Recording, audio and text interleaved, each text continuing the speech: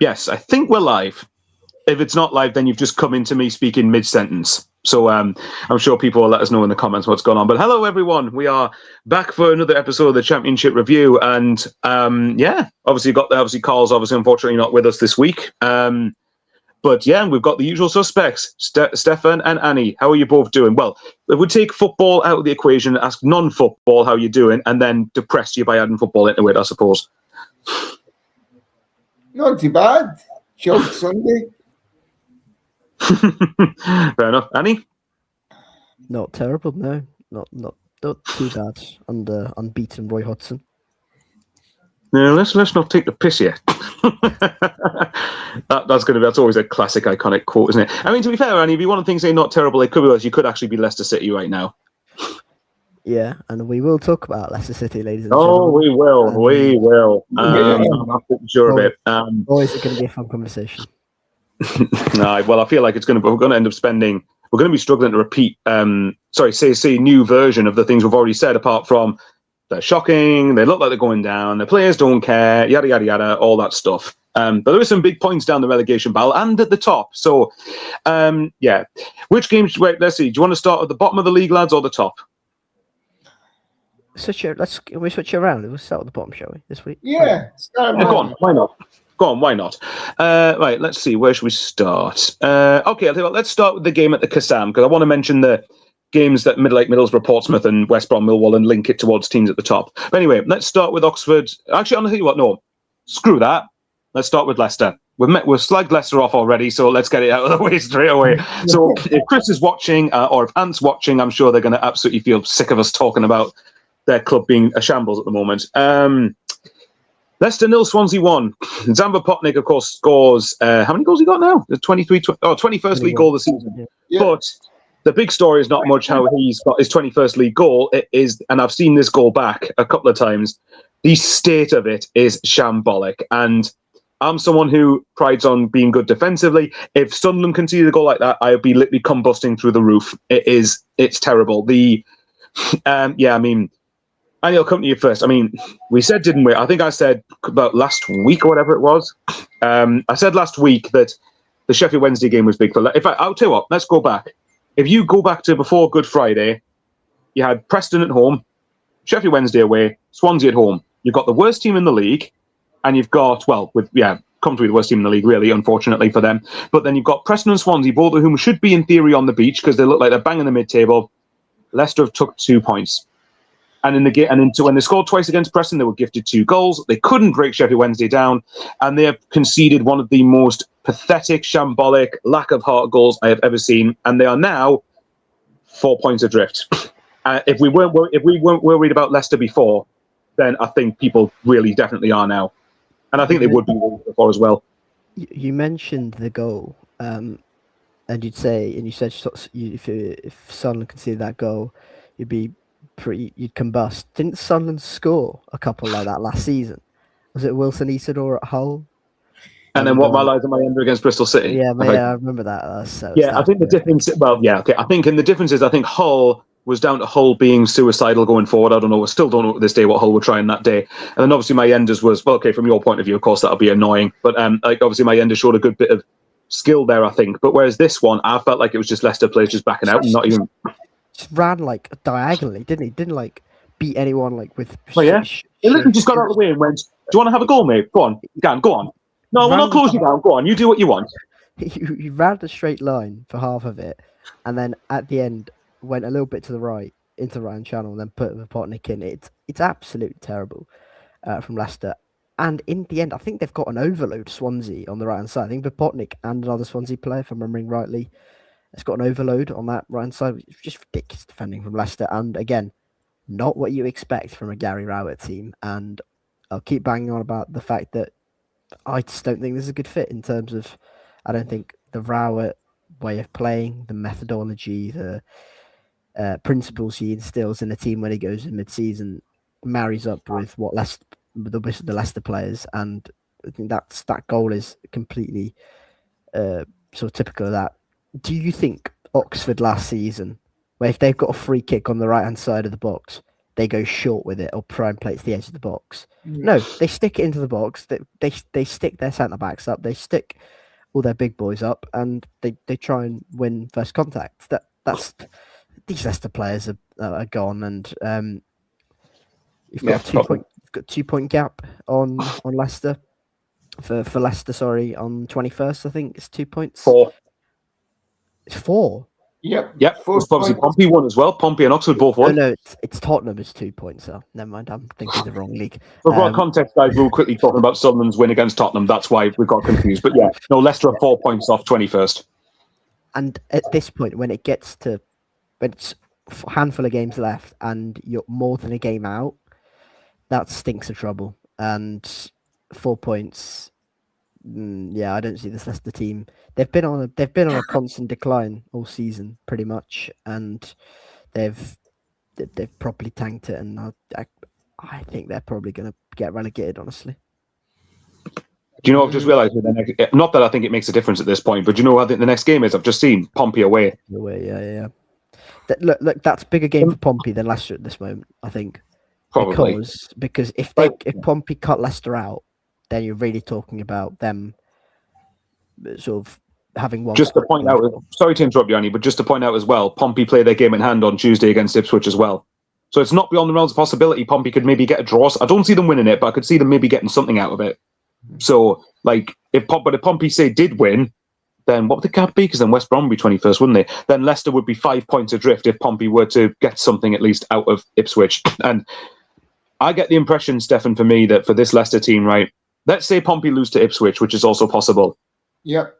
This Pompey game for me is last chance saloon for any chance, and even then they're still in a bad situation. But this, if the Pompey say lose to Ipswich, if Leicester don't beat Pompey, they're gone. Simple as that. I mean, not being funny, lads, but what more can we say every single week? It's a bit. Yeah. It's not becoming like the Sheffield Wednesday situation. Obviously, of course, it's not. But when you look at a club as big as Leicester, who we consistently said 10 years ago were in the Champions League, in Europe, semi-finals, doing really well under Ranieri and co. And to look at the decline within 10 years is just shocking. And I totally agree with everything Annie's just said there about the Gary Rowett fit. I don't think he's the man. He seems to be the man if you want to go down to League One and visit every rubbish ground like Gillingham, to name but a few in the country. Yeah. Why are you mentioning Gillingham, I wonder? But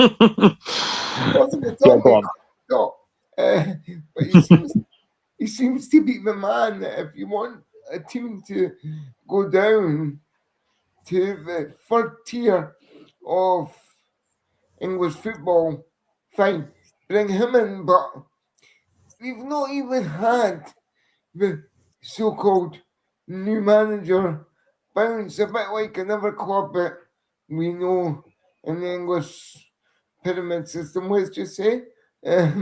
We've not had that either, thanks to you guys. But I just think the turmoil at Leicester, it's not going to stop unless, for me, and I'm not a Leicester fan, but I would think the fans would agree with this when I say there needs to be a change of ownership at the club. I think the current ownership, they've done what we've done with it over the last 10 years or so. It's ran its course. We need to change. Something needs to change at that level. Otherwise, you ain't going to be able to fix it. The thing is, it's not like, well, it feels weird saying this. It's not like Sheffield Wednesday where, Sheffield Wednesday obviously haven't had a good season, but there's loads of context to prove that. It's the fact they're in administration, they've got the points deductions, they've got a team that is easily the worst in the division. This is Leicester coming down as a year one parachute club, being in the Prem last year. As Stephan said, 10 years ago won the Premier League. I think it was 4 years ago, got the Conference League semi-finals.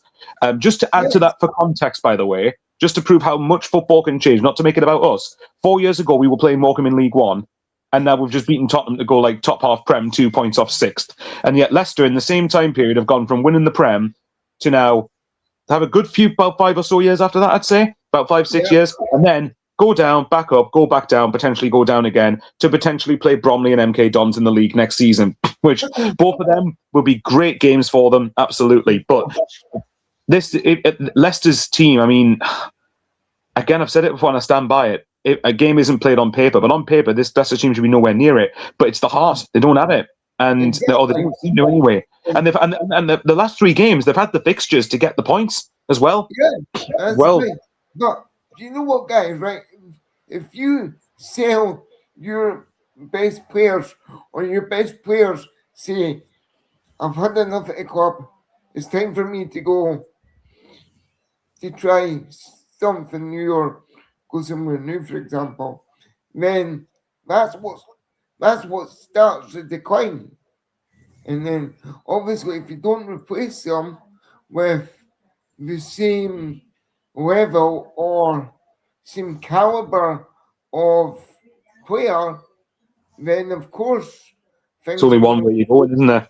In a downward spiral. I mean, it's happened at Leicester, it's currently happening at Tottenham, and I've always maintained ever since we sold Kane and Son, that's been their downward spiral. And I always maintain, if you sell or get rid of your best players, then and you don't replace them, trouble's going to come and knocking at the door. Are we saying then, to make sure we talk about other games, are we saying now categorically we think Leicester will go down? Or does it all, or does any chance of them staying up hinge on the Pompey game? Which if they don't win, then they're gone. I mean, they might still go down. They might still go down if they beat Pompey, but that for me is last chance for them. I think they've been in the last chance to win for a couple of weeks, lads. I don't know about you probably argue Sheffield Wednesday was the last chance, really. But I think it ultimately doesn't really matter what Pompey do in midweek because the situation won't change unless goal difference something if they lose. They can only gain from midweek Pompey because of their game in hand. It's Ipswich. They don't expect really to get anything because where Ipswich are in the league. You wouldn't rule out them getting something though, would you? Yeah, if they stick on a 1 or if they somehow stick on a 3 against Ipswich. We're that gap then increases to 5 points because then West Brom dropped the 21st. Then we're in serious trouble with Leicester. I think they're in serious hot water now. I don't think Gary Rowett has got a tune out of them. I don't think these Leicester players are. I think these Leicester players on paper are good enough, and no doubt, like the likes of Fatawu, James, Winks, Mavididi will get moves in the summer to big clubs. Maybe clubs in Europe, maybe for some of them, but it's not performing at the minute. That dressing room is clearly nowhere near it, and it's been nowhere near it for a long, long time, I think. And the other thing is, Rowett does not have the trust and the confidence within the dressing room.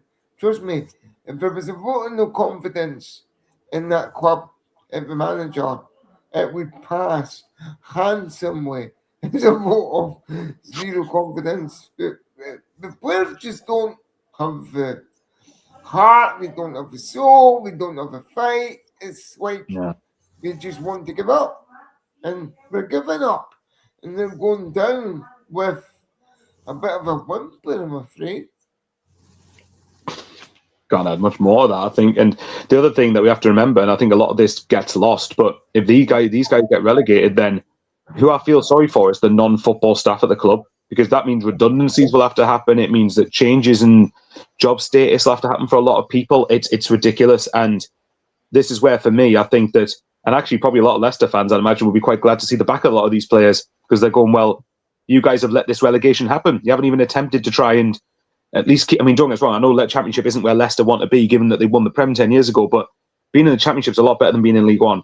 It's miles better. It's at least... Go on. Michael, Annie, you might be able to answer this. How long do you get parachute payments for from the Premier League if you've been in it? I think it's if you've been in it 1 year and come up and straight back down. I think it's 2. Whereas if you've been in it longer, so for example, Wolves next season, if they didn't go back up straight away, as long as they didn't go down to League One, I think they would have 3 because they've been in it consecutively over a number of years. So let's say if, I don't know, Leeds were the 3rd team to go down. Say Leeds went down with Burnley and Wolves, then Leeds and Burnley would only have 1 year because they've gone up and come straight back down. I think that's how it works. I don't know if I heard a rumour somewhere that apparently your parachute payments ceases to exist if you go down again and you're in League One, but I don't know if that's nonsense. Well, I think Luton have got it. I think Luton. Well, there you go then. So, well, either way, Luton have ran out of parachute payments. Then you look at Sheffield United next season, no parachute payments. So yeah, Leicester might have another year out of it. But then, say if they went down and came straight back up, then the time they come back into the Championship, they're not going to have parachute payments, are they? Because their second year's already been used up. And they're under an embargo anyway, and they're under heavy scrutiny from the EFL and even the Premier League, maybe. So I don't know. Both combined, wouldn't it? Don't know how much financial power they would have, even if anything, they might be less financially powerful in League One, which might be something quite ridiculous. But I think ultimately disastrous. Relegation would be disastrous for Leicester. From a playing perspective and from a financial perspective, for sure. It would be disastrous, but let's be honest, guys. It's going to happen whether it's this weekend, next weekend, weekend after. Unfortunately, for me, that's just my opinion, of course. But Leicester's down.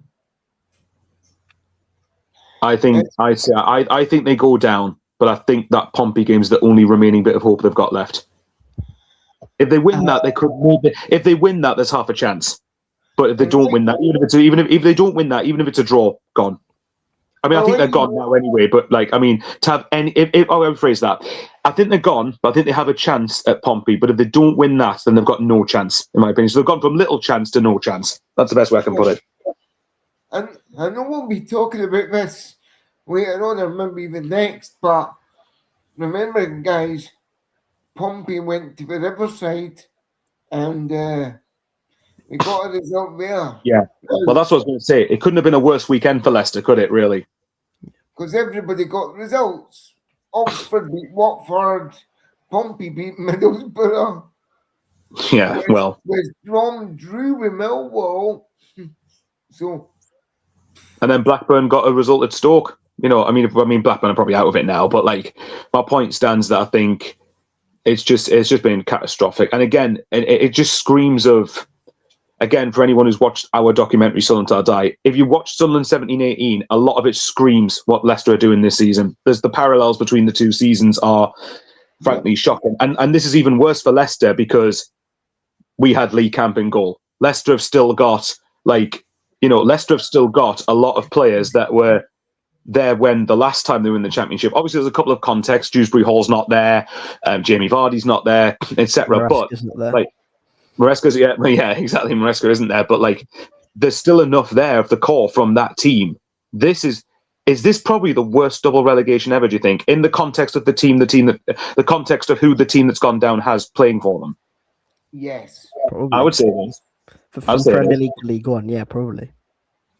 Yeah. I mean, again, just to reiterate some of the names, you've got Harry Winks, you've got Oliver Skip, Mavadidi, Fatawu. I know Daka's not that great, really, but Daka, come on, he's better than bottom 3 Championship, surely. Stalarchek, who's been reasonably highly rated at Leicester, apparently. Is Ricardo Pereira still there as well? Yeah. So, that's another one.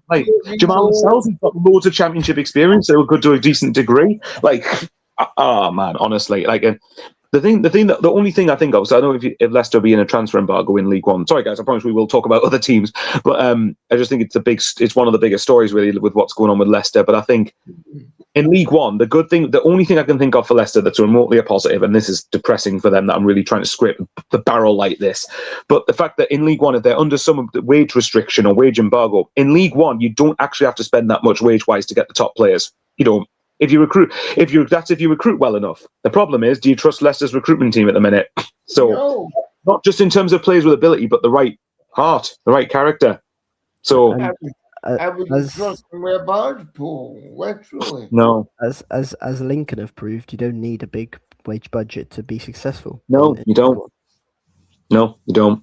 And Cardiff have shown you can chuck out a load of youngsters out there and still If you have good enough, if you have the right blend with the experience that's there, then you go, you do it. So, I'll give Nathan a shout out because it looks like Cardiff are probably going to be the team joining Lincoln and going back up. So, Nathan, hopefully, if you're watching, we get you back on next season, mate. Because at least you didn't do what we did and stuck in that tin pot league for a few years. But anyway, let's not make it about that. Quickly, I want to mention Swansea because there is obviously two opponents to this. Annie, I don't know what you think. I think for me, Swansea, it strikes me again as, I think it's the third season in a row they might have done this, or third out of four, where they end the season well, and it just depends what happens at the start of next season, doesn't it, really? But it's no doubt for them, it's a great win. And for Potnik, like we said before, when you're looking at having to sell your best players, the more goals he scores, the more he's worth in the summer if they have to cash in on him. Yeah, and I think under Vitor Matos, with Vitor Matos, they've got a really good head coach, someone with a lot of promise, and the massive turnaround since Alan Sheehan went out. I remember saying, I don't know what Swansea is trying to play, I don't know the football they're trying to play, but it's all very, very clear now. It's high press on the front foot, and I secretly think they might be the dark horses next season if they have a good summer. They didn't have the greatest summers. They spent a lot of money. I think they spent about 20 million quid in the summer last season. So how they approach the summer will be interesting. Again, the Potnik conundrum, I'm sure, will come up in the summer again. But I think I quite fancy Swansea's chances. I think they're a good team. I think they've got a really good thing going there with Vitor Matos. I think they've got a figurehead and a really good head coach there. So yeah, watch the space on Swansea, I reckon. Well, we shall see. I mean, to be fair, if you look at Swansea, just try and target as finish as high as you can, as cliched as that sounds. But they're 1 point off ninth. So if you finish ninth, then at least it gives you something to build on going into next season for sure. Sorry, Stephan, you got anything to add before we move on to the next game? Well, I was going to say what Swansea need to do as well as build for next season. We need to keep hold of Jan Potnik. We definitely need to keep hold of him. What is he now? He's the Championship's top league scorer for this season. Yes, I think he is. So if he finishes top scorer, there is going to be suitors after his services, but I think it's vital that Swansea keep a hold of him. And if they do, as Annie says, they could have a really good chance next season of making top 6 or even maybe going on a promotion push. That would be fun. Because don't forget, it's only been 14 years since they were in the Prem as well. Yeah. Well, obviously, and Swansea, and last time they were in it, Swansea, one of the last times they were in it, they ended up winning a major trophy, didn't they? Yes. So, yeah. Yeah, Michael Laudrup, I believe it was. Yes, it was. They beat Bradford 5-0 in the the League Cup final, which is meant because they got past Arsenal and Aston Villa. But there you go. Right, let's move on to the next games. Otherwise, we'll be talking about Swansea having a plan next season, maybe, and Leicester having anything but a plan at the moment. They might have a plan, it's just not a very good one. But let's move on to another team down the relegation scrap. Oxford beating Watford. This is probably a result that I think, if you had to pick any of Portsmouth, Leicester, or Oxford to win this weekend, this is probably the one I think people would have picked, given Oxford's run of form, given Watford being Watford. But I think this is pretty huge for them. And actually, I think, to come to you, Annie, first, but we're talking about Gary Rowett not being the right fit at Leicester. Is it safe to say that Matt Bloomfield is starting to look like a pretty good fit for Oxford? Yeah, they've been really good, haven't they? Since he's come in, they don't lose games. They're really strong defensively. What we saw from Gary Rowett last season, in terms of a short-term firefighter thing, Bloomfield's come in and done exactly that. So yeah, Oxford have been great under him, and this is I think it's probably a game they needed to win, if I'm being brutally honest. And no, I'd say so. Watford at home are kind of just a sitting duck, it feels like, at the moment under Ed Still, and probably raise my concerns with Still again. I'm not sure he's the guy for Watford in the longer term. But yeah, great win for Oxford and exactly what they needed. And considering the late show for Pompey, taking advantage of Leicester, obviously West Brom drawing, Blackburn drawing is whatever. But yeah, I think they needed to win that game to be honest. And I think they've got a slightly tricky run coming up until the end of the season as well. I know they've got Millwall on the final day. Yeah. And I think they've got a couple of tricky fixtures in there, so they need to. Well, they needed to take. They needed to beat Watford, then, didn't they? Really? Yeah. Especially at home, where they're stronger than on the road.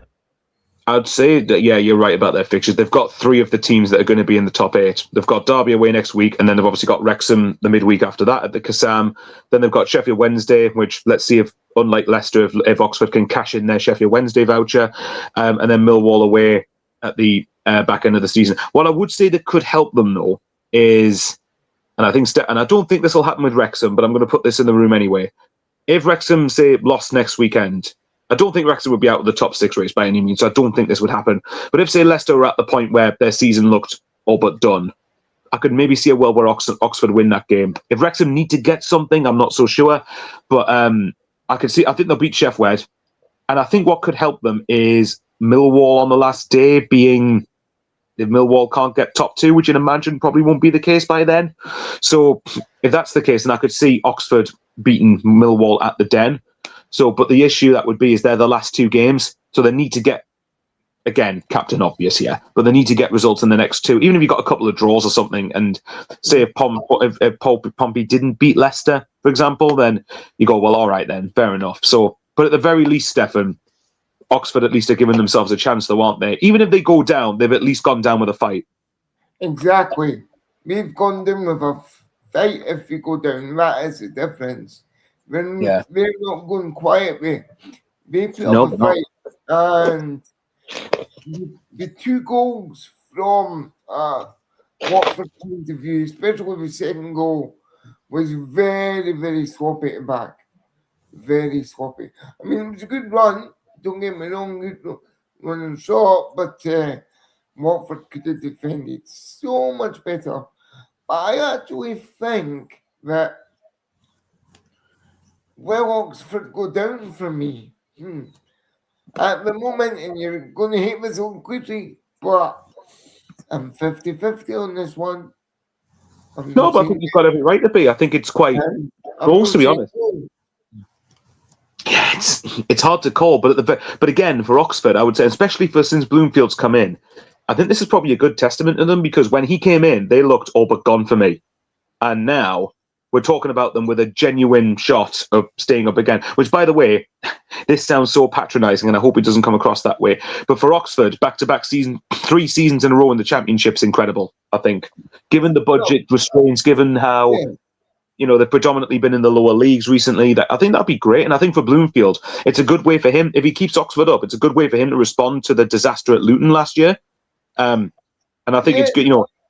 So, it'll be good for his CV as well, because if he keeps Oxford up, but decides to leave Oxford for whatever reason it may be, or he gets relieved of his duties at the end of the season, there would be a lot of suitors, I would imagine, in the bottom half of the Championship, maybe very top echelons of League One wanting his services. So I actually think he's done a real good job at Oxford, and I personally wouldn't let him go. I would keep him for next season. You just wonder, though, how important is that 2-2 draw between Pompey and Oxford going to be now? Because if the context added, if only Oxford had hang on, or if only Pompey had maybe scored another, that just feels like a huge turning point in this running. So yeah, I think Oxford are in a. I think they'd prefer to be out of the bottom 3 by now and give themselves a little bit of headroom. And they would have been very disappointed that Pompey went and snatched it in the 97th minute. But I think they're in a decent position, and it's all about, can you beat Sheffield Wednesday at home and can you take it to the final day? I think for Oxford, can you take it to the final day, and can you make sure you're still in that hunt, and you've got a fighting chance, as in 1 or 2 points, and if you can make that up, then brilliant. But yeah, that's a really good win for Oxford, and feels seismic in terms of, particularly in relation to Leicester as well. Yeah. Is there anything quickly to say on Watford apart from there being Watford, and also I wonder whether Ed still will still be there? And he's gone. Well, that's you, Stephan. There's a party that would be shocked if Ed still wasn't there come the start of next season? Because I wouldn't be. No, I wouldn't be. I think the Pozzos are going to do what they do best at the end of the season and relieve him of his duties, regardless of whether he's had good results or not so good results. It still is not going to be, I'm going to call this now, he's not going to be at Watford for the start of next season. No, I agree. I don't think he will be. Through no fault of his own, but it's just because Watford just don't give anyone time. But what's new at this point? I mean, if he is, though, I'd be very surprised. I'll call it now. If he's there at the start of next season, he'll be gone within the first 10 games. Maybe even probably less than that, to be honest. But yeah, it's not exactly a bold case to make. I would say first 4 or 3 games. I wouldn't give him 10 games. No, the board probably won't, will they? Just one thing to Annie before I ask you about Watford. I want to mention this quote from Ed Still. So it was on Disgruntled Fans on BBC Match Report. He said, was it BBC Three Counties Radio? I can understand the disgruntled fans completely. I'm paraphrasing a bit there, but it's the worst. Our fans have travelled so well and have given us such support this season, and to send them home that way is horrible. This is the key bit. They've seen a team that hasn't matched the opposition in terms of aggression and a physical impact. That makes us all angry. That's such a contrast from what we saw under Ed Still sort of early on this tenure. Remember, they came to Ashton Gate.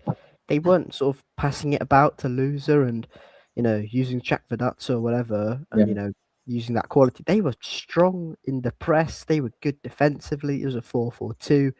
It was, that physical, robust nature that we saw, and that's seemingly gone.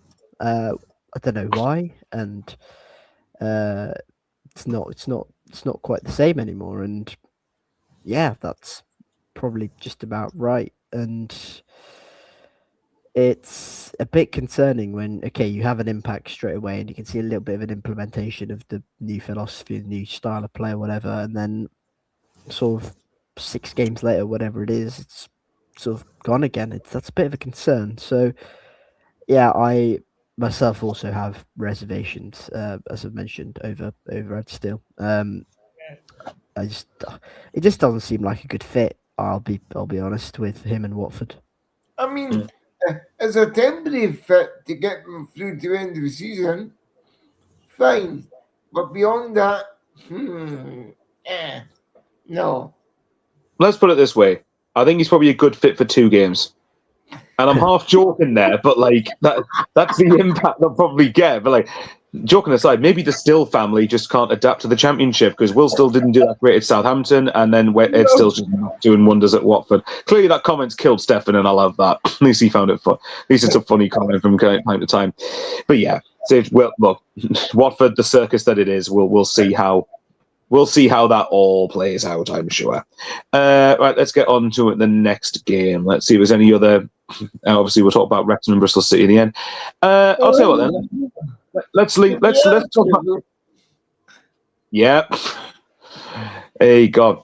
Well, don't worry, Stephan. Like I've said loads of times, I had to talk about us when Pearl Parkinson, your favourite manager ever, went to Gillingham and set up for a draw, and I had to rant about it on YouTube. So there you go. Could be a lot worse.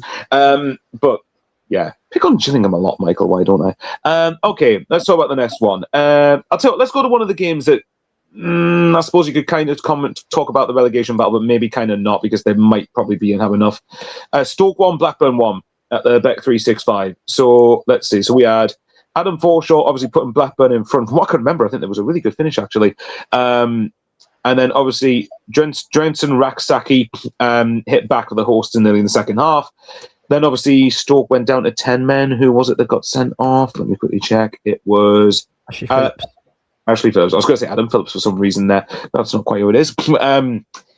Yeah, I mean, obviously, I don't think the red card really had much of a bearing on the game, considering that happened in the 87th minute. But I'd say that I'll start with Stephan on this. I'd say that's another decent point for Blackburn. And if you want to look at it this way, in the Michael O'Neill derby, if I want to go back to inventing derbies and fabricating them for random fixtures, Did Ashley Phillips play for Blackburn as well? Yeah. I think he did. possibly. He's a Blackburn youngster. So But I was going to say, I think it's a decent point. / Michael O'Neill derby then. Yeah, well, but either way, no, Blackburn are, well, actually, yeah, the gap's 4 points, but I think at the same time, I think Blackburn will do enough if Blackburn get one win, and then I think that's them safe for me. But I trust them to get the points necessary to stay up. I think. I mean, I'm not being funny. Blackburn are where we are this season because of stupid mistakes within the club's hierarchy in the managerial department. All you had to say there was Blackburn are where they are because Venky's. The end. Well, it didn't need to say much more other than that. I was trying to be a bit more diplomatic, lads. But I think Blackburn fans would agree with you if you said that, though. I think they probably agree and say, "Well, yeah, Venky's." Let's be honest.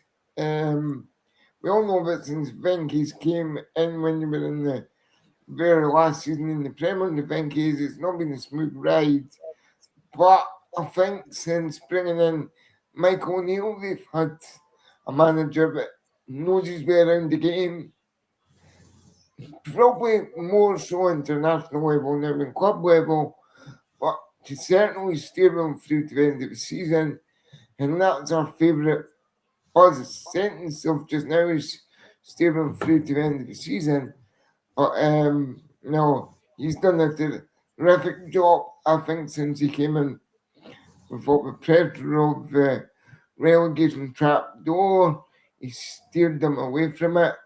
And I think you're right, Michael, one more win and they'll be extra safe, let's just say, for another season. I think what most Blackburn fans will be hoping is Venky's get to, let's say, Blazes. Nice and polite on this channel. But yeah. Let's just say they hope the Venky's get to a certain word that just starts with F and ends in K. Let's just go along that route. To be fair, we say they need one more win, but actually I look at their fixtures. They've got Southampton away on Tuesday because that was rearranged because Southampton are in the FA Cup against Man City in a couple of weeks. Then they've got Coventry at home on Friday night, which I think if they, put it this way, if they got a point, if that game was a draw, I think both clubs will be happy with that because a point, look, Coventry we know are promoted basically, but they need the point to absolutely put that to bed. And I think Blackburn would take a point if you gave them it now against Coventry. But I look at their last two, and they're the ones I could see them getting a win, either Sheffield United away, maybe less so, but Leicester at home on the final day. So they'll probably win that. Yeah, I mean, I could see them beating Leicester. We talk about the Sheffield Wednesday voucher, but let's make up another voucher and call it the Leicester voucher. Or Leicester voucher, whatever you want to call it. And if they cash that in, yeah. I mean, wouldn't it be funny if on the final day that Blackburn stuck the nail in the proverbial Leicester coffin that is filled with holes already, but I'm sure there's room for another wee hole to be knocked in there. Yeah, I mean, I don't know what you think about that. Like I said to Stephan, I think it's a good enough point. I mean, I know they'll be disappointed because they were 1-0 up, but take a point. I think Blackburn can afford to draw games really. I think between now and the end of the season. And again, I would although they're 4 points clear of the relegation zone, I'd still trust Blackburn to get the points on the Michael O'Neill to keep themselves up.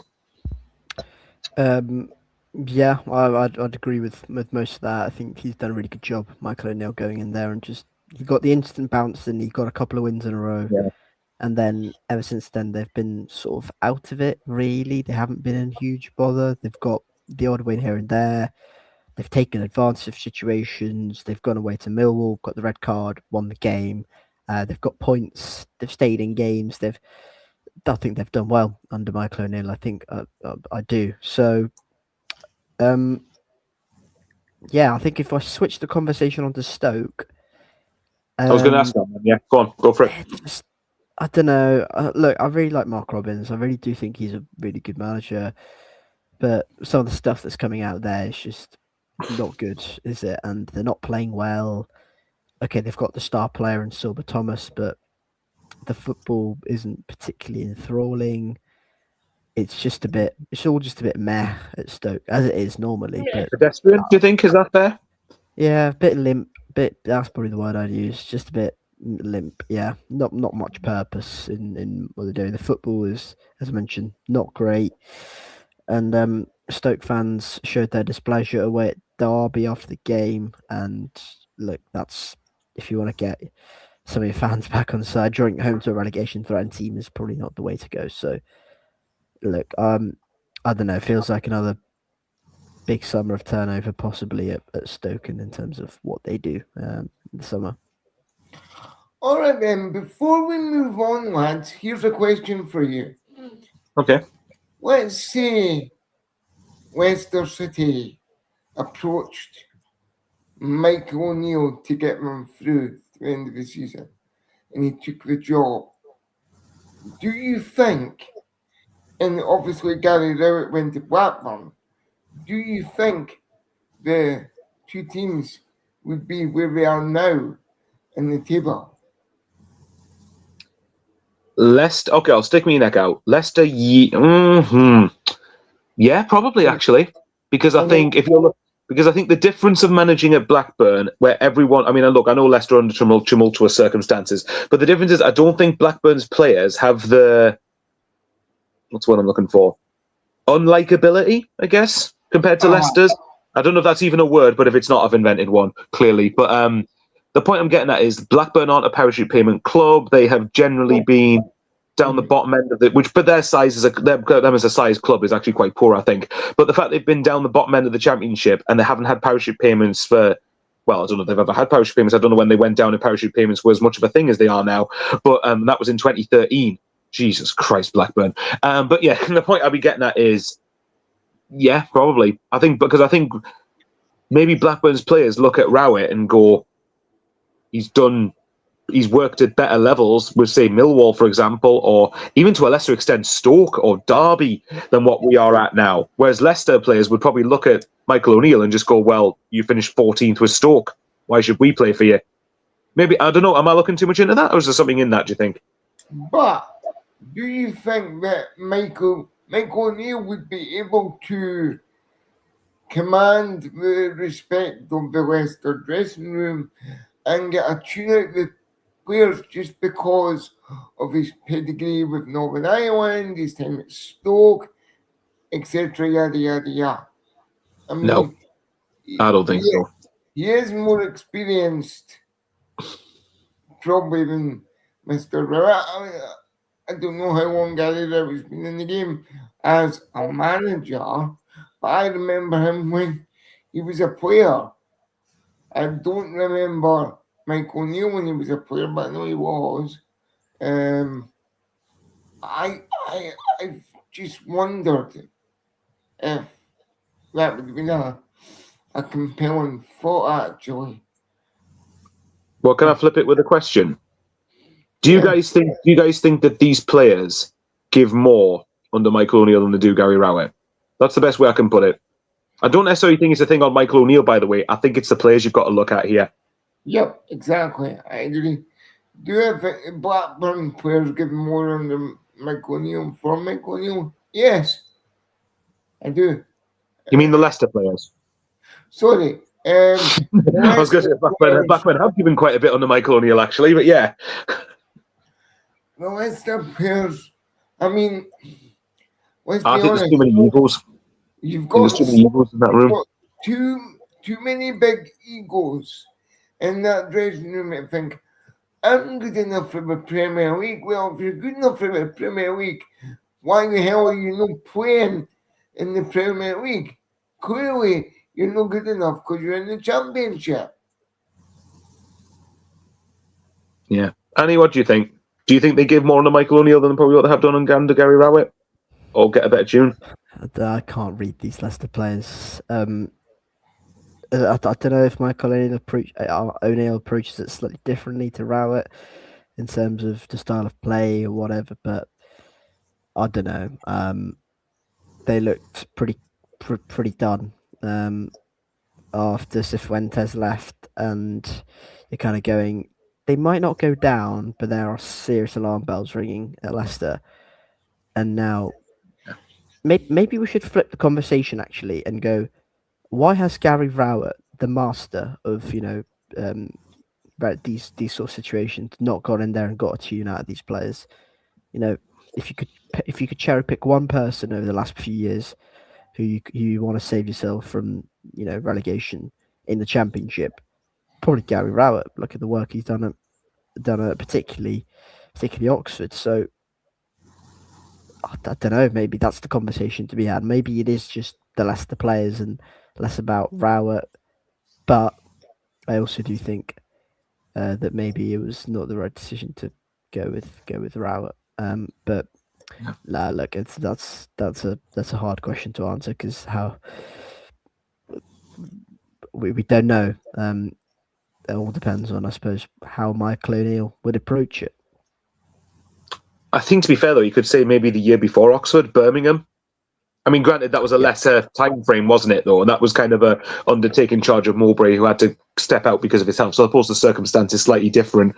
But so yeah, maybe that isn't a fair comparison. But yeah, I can see your point. If you compare to what he did at Oxford last year, which, to be honest, if you had the squad at Oxford last year or the squad at Leicester this year, most people would pick the Leicester one. But again, it's like Oxford, and I know it wasn't great under him with Oxford this year, but I still wager that he probably won more. Well, he would have won more games at Oxford than he would have done at Leicester, even this season, because he's only won once again with Leicester, hasn't he? So, so I don't know. It's an interesting question, though, Stephan. Certainly. But yeah, we shall see. Right, let's unless you guys have got anything to say on this, let's move on to the. I mean, what do we? I mean, like I think Annie's touched on Stoke. I mean, put it this way: the best thing I can say about Stoke is.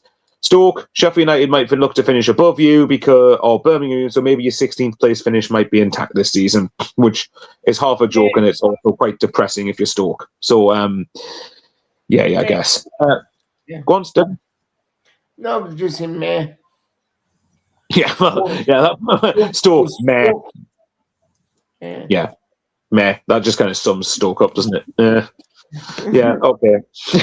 Well, I suppose I don't know what's worse, better being or being Leicester, I suppose, given the circus that's on there at the minute. They're both really unappealing options.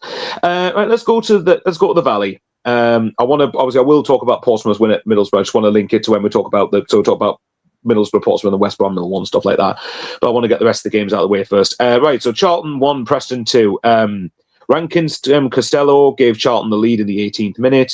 When Lewis Dobbin then equalised in the obviously less than 10 minutes later, and then it was Brad Potts scored the winning goal with less than half an hour to go of the game. What to make of this one? I mean, for Preston, I mean, again, their season's over. Really, there's not they can't they kind of go up, kind of go down, and everything else. But with Charlton, nice Dobbin, though, very nice header. From Dobbin. I agree, very very good goal. But what I was going to say, I mean, Charlton.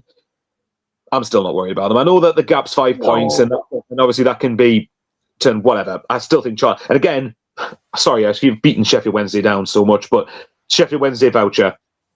Charlton have still got to play Sheffield Wednesday. All they've really got to do, if they want to look at it on the basic level, beat Sheffield Wednesday. If you win the game you need to, then you're in the Championship next season, as far as I'm concerned. But I think they'll be okay anyway.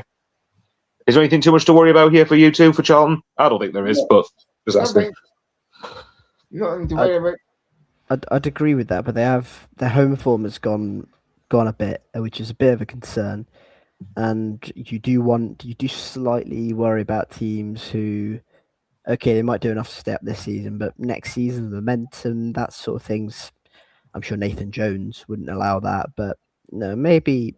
I think they'll be fine this season. They'll need to beat Sheffield Wednesday at Hillsborough, but yeah, I think they need to show a little bit more than what they have been recently, because I saw that. I obviously watched them play us a couple of weeks ago, and they were pretty meh. They could have stole something at the end, but yeah, the home form is a bit of a concern, and for Charlton, make the Valley hard place to go. That's a bit of a concern. Just quickly on Preston, they'll want to keep Dobbin and Devine next season because they've been really, really good. Devine and Devine particularly recently has been sort of racking up the numbers. Dobbin has been sort of consistent relatively throughout the season. He's been really good. I like both of them. I think they're good players. I think North End have got an option on Alfie Devine. I don't know about Lewis Dobbin, but I'm sure if Preston don't get him, there'll be a host of championship clubs, probably parachute clubs, looking at Lewis Dobbin as a real option next season. Tottenham Hotspur, maybe. Yeah, well, we'll see what happens with that one. But yeah, sorry, Stephan, go on. You were going to say something. No, I was just going to say that could actually be a very distinct possibility. Yeah, we'll see. Well, let's see how the last few weeks of the season in terms of the Premier League pans out for who that third, because we know it's going to be Burnley and Wolves, but we'll see who that third team is outright going to be. Right, so we've gone Charlton, but yeah, long story short, pretty much, yeah. Preston, I agree with Annie about the loan options. We'll see whether, particularly with Lewis Dobbin, if they can have a chance to maybe get him again next season, but if he performs well, then clubs higher up the ladder might look at him, and I still think Charlton are going to get the concerns about next season maybe, but yeah, I think we know they think they'll be more than all right this season. Is every other game involving something down the top or the bottom? Looks like it, apart from Annie's game, unfortunately. And yeah, sorry, Annie. Yeah. Okay then. Yeah, let's talk about the last team that evolved really down. Well, last two teams really down the bottom. Do you want to start with Middlesbrough 0, Portsmouth 1 first, or West Brom 0, Millwall 0? So about Middlesbrough first, shall we? Yeah, why not? Yeah, it's more of a story, probably, isn't it? Okay, which angle do we cover it from? Because it's a fantastic win for Portsmouth. Obviously, Middlesbrough, it seems like a familiar story again with Borough. Have chances, don't put them away, and then get punished. But also from Portsmouth's point of view, I mean, I'd say they've had a pretty damn good week. To be fair, like last three games, I think you could say in the circumstances, drawing away at Norwich, one of the form teams. I know Norwich lost yesterday, but Norwich, one of the form teams in the league since Clement's gone in. Away from home as well, by the way, 1-0 down. The circumstances of the Oxford game, down to 10 men, rescuing a point with 10 men against a relegation rival, and then going to Middlesbrough, who have been, well, aiming for automatic promotion and winning in the last minute away from home. You've got to be happy with that if you're Pompey, haven't you? Yeah. Whichever one he wants to take that, go for it. But do I see Pompey guiding themselves to safety? That's a big question. I mean, they've had a great week, as you say, Michael. But the key is... Still close for comfort, isn't it? Yeah, it's very close for comfort. It's squeaky bum time, as we say up here.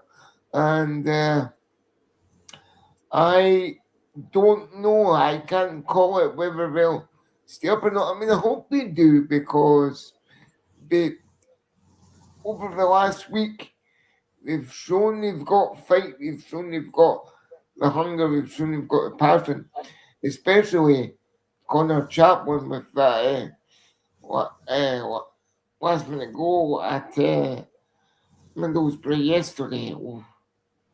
I mean, but it's just far too close to call. But if I was to stick my neck out, I would say yes, we'll stay up. Imagine this, Connor Chaplin's, I'll say frontal bits, are the reason that... Crown jewels. Crown jewels. Yeah, are the reason that... We stayed up because of Connor Chaplin's crown jewels. How brilliant is this, by the way, for Ipswich, because they go away to beat their arch rivals and put a real statement down. The player they've got on loan away at Portsmouth goes... It's just took put a dent in Middlesbrough's top two hopes severely, last minute winner away at Middlesbrough. Millwall didn't win. This is perfect, isn't it, for Ipswich? What was your quote? Perfect, just perfect. What more can you ask for? we'll talk about the Tractor Boys later, but Yeah, that is. So, Oh my God, Middlesbrough. What are they doing? where do you start with Borough? Like, I don't understand what they're doing. Like the strikers are just missing chances left and right for. It's all just a bit of a joke now. I mean, That one he ballooned over the bar from Yeah. like 5 yards out. How? How? it's just I ridiculous. mean, I know we're going to say it's Middlesbrough and blah, blah, blah, but my granny could have scored that one. I just want to put up. I could have scored that one, guys, and I'm in a wheelchair. Feeling of it would have went down as handball, but I would have scored it. Can I just say something that's, if you're Portsmouth, this is hilarious, and if you're Middlesbrough, this is downright depressing. But one of the lads from the Northern Echo, I think it is, basically northeast based one, covers Newcastle, Sunderland, Borough. Anyway, he was called Dominic Shaw. He was at the Borough game, I think, yesterday, and he put this. Can't believe I'm about to read. Portsmouth have had 2 shots on target against Borough this season and taken 6 points. Now, if you're Portsmouth, that is the ultimate S-housery you could ever imagine. If you're Middlesbrough, that's got to be probably 2 of the most frustrating games this season. And if you're looking at just shots, how many of them you can call good ones, I don't know. Shots. Portsmouth had 3 shots, 1 shot on target. Middlesbrough had 20, with 8 of them on target, nearly half of them on target. And if you want to look at XG, as I mentioned as a joke before on this podcast, 1.27 for Middlesbrough, 0.51 for Portsmouth. Borough nil, Pompey 1. Explain it. I don't know what it is. I've said for a while that I've never backed Middlesbrough to. I mean, I've always said I felt Ipswich would get second, and we'll talk about Ipswich shortly. But yeah, I felt like Borough out of the 3 are the least likely to get promoted automatically. I would have backed Millwall still ahead of Borough if either one of them was going to, even though I don't think either of them will. This is going to sound delusional beyond belief, and I don't think this will happen, right? But let me just say this for a second. Is there a serious worry about Middlesbrough dropping out the top 6? I don't think there is, but if they don't win another game, then... I don't think there's enough games for that to happen. But I agree. I can see them dropping down to 5th. That's a distinct possibility. 6th even, maybe? They're only 4 points off 6th. Oh, well, 5 goal difference, actually, so yeah, maybe not. Yeah, but I just think they're probably going to be okay enough to just about be better than Hull over the next 4 games, or do enough to be above Hull or Wrexham, whoever it is, over the next 4 games. So yeah, I'm on my last day, Jesus. So, well, can I read you their last 4 games? Go on. Yeah. Ipswich at Portman Road, Sheffield Wednesday at the Riverside, Watford at the Riverside, Wrexham at the Racecourse. The 2 away games strike me as 2 huge ones. The problem is, how have we got to a position where even if they go away to Portman Road and somehow win, which doesn't look like it's going to happen, that they're still in with a long shot of top 2. That's just the severity of their collapse. Bonkers, isn't it? And this is not Sunderland last season where everything was prepped for the playoffs, top 2 is out of the equation, and then you went on the losing run. This is gun-ho for the top 2, really in it, belief. You went top away after Sheffield United and then have completely fallen away. This is alarming for Middlesbrough, and they just stick the ball in the back of the net. It can't be that difficult. I know. I joke, obviously. I'm not a striker. Well, to be fair, if Connor Chaplin's crown jewels can do it, then you know. Tommy Conway's right foot can. I mean, that's a bit of an arse for Tommy Yeah, Conway. you'd like to think, wouldn't you? Oh god. Yes. Not funny, but you know. It would not surprise me if Millwall gets second and Middlesbrough in the playoffs. It would not surprise me. Not in the slightest. I think as well, if you want, how much stock you hold into this, I don't know, but I wouldn't be shocked if Borough dropped out. If say Southampton finished above Borough at this point, because I think, if Middlesbrough, I think if Southampton gets anything against Blackburn on Tuesday night, they go above them, don't they? I'll quickly look for you. Hang on. Are they level on points? If they win, they do. If they draw, they're still 3 points back. If they win, then they're level on points. But Southampton would have a better goal difference then. They're both on 20 at the minute. But if Southampton win, then say they would at least go to plus 21. So they would go above Borough, basically, yeah. I mean, after what I've seen from Southampton this week, scoring 7 goals and conceding 2, it would definitely... I'm just reminding back to the video I made of you, and I still think it was quite funny. A few moments later, for fuck's sake. I would say I'm sorry, Stephan, but that'd be lying through my front teeth. So, nah. No, I actually chuckled at that as well. I chuckled at the Middlesbrough fan you put in our chat this morning. Oh, the one where, bless her. Like, it was a Dana Malt off the Borough Breakdown podcast. To be fair, and spoken to a couple of times, she actually does seem to know what she's talking about. She does seem to know what she's talking about, to be fair. So I do get it. And I think she seems quite fair when she talks about Borough. But I just thought when she went, it came up, someone sent me that clip of them going, "Evening, have you seen the championship table recently?" And I can't not laugh at it. But yeah, so yeah. And he's just like, "I've spoken to Dana. She's pretty good, so I'll be very diplomatic and I'll stay very silent on this one." She's all right. I have no bad words to say about her. She seems to be fair.